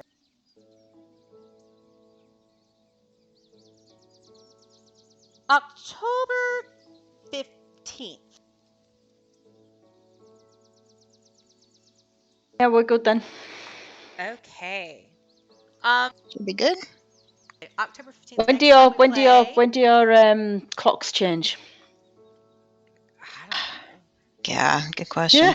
How's It's this end of it's later, October? isn't it? Is it more in November now? Do we still do that? I think maybe we do it one more time, and then maybe they're not doing it anymore. I don't remember. Oh, we should have It's stopped not. doing It's it. not in October. I think it's November 6th. Yeah. All right. So Ours- Yep. ours is end of October. so right, I'm just yeah. hoping that we will fall back in sync between sessions. I That's think all. we So will. If yours is the end of October, ours is November 6th. We'll both have a switch around before fab. when we between when we play in October and November. Mhm. Now, Okay. let's do some roses and some thorns. And does anyone want to start? Yes. Start. Terel. Thorns. Thorns. Porridge and beans. That is just gross. What the chuff? Where the Yeah, hell where'd did you that come come up with that from? from? What the hell? I wanted something disgusting, and I wanted Well something, done. I wanted something that individually I like, but together is absolutely vile.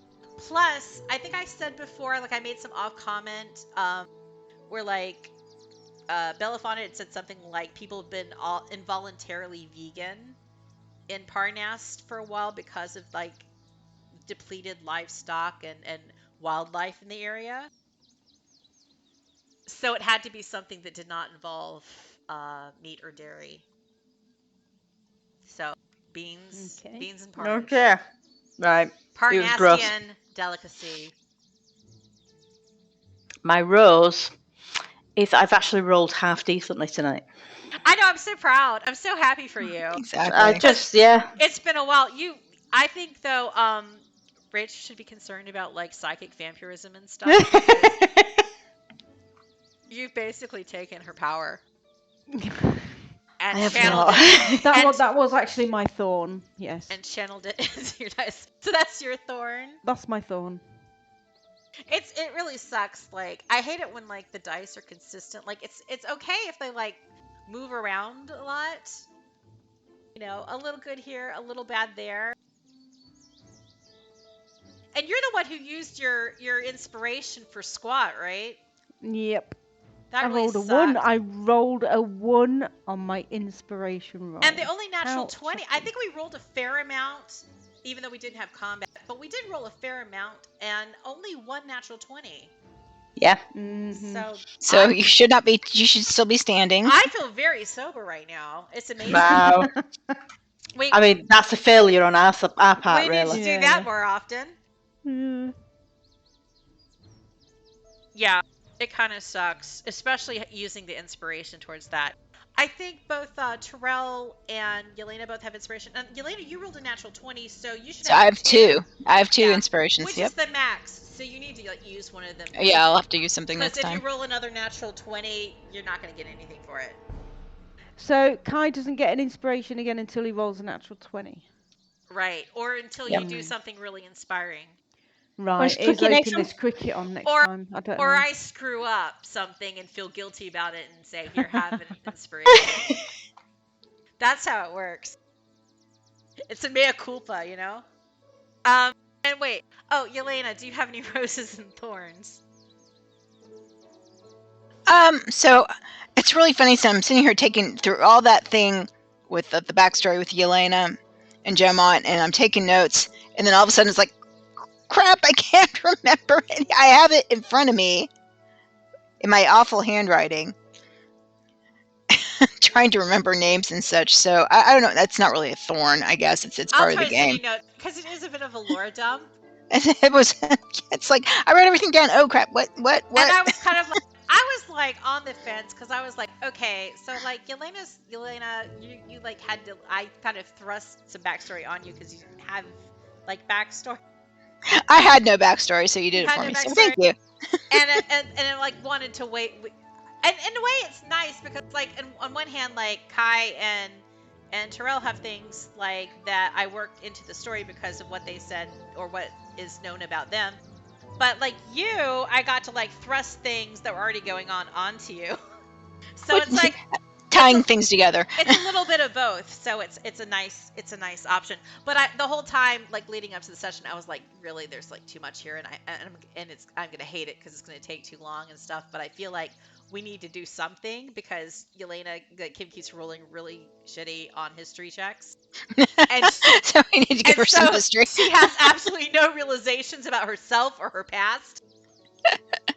and so it's like ripping off the Band-Aid is basically what it was. It's all good.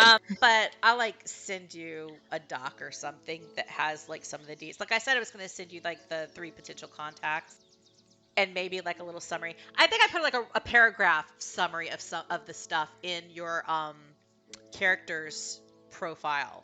Okay. Not everything that I said, but like, you know, some of the basic. And what was my Cool. thing? My thorn is that I'm like really not happy that I had so much tax. I genuinely thought that you guys might actually get farther in Uluvin. Like I knew we weren't getting to Secomber. I looked at like all the things that were like, you know, the hits and stuff that I had and thought about, you know, my history of not getting anything done. And and I thought there's no way we're getting to Secomber. But I thought we might get farther along in Uluvin, and I'm like, oh crap. So I feel like I really need to like figure this out, like get it so that we're moving along quicker, because I think I'm throwing too many words at you and not enough action. I mean, there's, So if there's story there and there's lore there that we need to find, then you know But we're gonna have. I'm pretty happy though, like with like some of these roles and some of the like a lot of the things that you guys are doing and such, are reacting to things, and how you're like interacting and reacting with the things that like Belliphauna and Jomont are doing, and Terry and all that kind of stuff, and Sprinkles. Like, you know, that you seem engaged with what they do and have reactions. It's not always what I think that maybe how you will react. So that's kind of fun for me too. So that's cool. I think that's all I got. So, Okay. so I will bid you guys farewell when we will play again in October. Yes, we will. Cool. Thank you very much. Uncover Thank some you. mysteries. Indeed. It is like D&D CSI. It is. Yeah. Yelena, make sure your charisma rolls are on form. Alrighty. Do we just randomly decide, hey, let's throw some charisma into this? I mean, Randomly. it's Doesn't like Terel Kai's have like, charisma? yes, really good, but Kai's decided that Yelena is the way to go. Absolutely. Well, I'm useless out. My intelligence has absolutely nothing at all in the way of help. I keep forgetting to have Kai check to see if the exposure to sunlight is making him cranky. Yeah, that's true. That's true. That- That could be that might be tonight's your rolls, dice, actually. you know? Yeah. It's all this exposure Absolutely. to the sun. Yeah. I need a brolly or something. You do. Maybe you can't pick one up in Uluvin, just like you can't get a bath, but maybe in Secomber that'll Yeah. be an option Maybe. if it's still standing. She's got the image of Kai with a really nice parasol with flowers on it. Yeah. Like Well, a flamingo parasol. Wasn't there a thing like art with his mom where Jade had a parasol and she came to that mansion that you guys were at I think so, not yeah. you guys, but Kai's dad. Hang out, Yeah. And Yeah, she had I think a so, yeah. parasol out in the daytime. Yeah. Maybe All I right. should have brought one of them. Yeah. Okie doke. I will let you See go. you next time. Goodbye. Anybody? Any Bye. gentle Thanks, guys. 2.8 viewers? Bye-bye. See y'all later. Bye.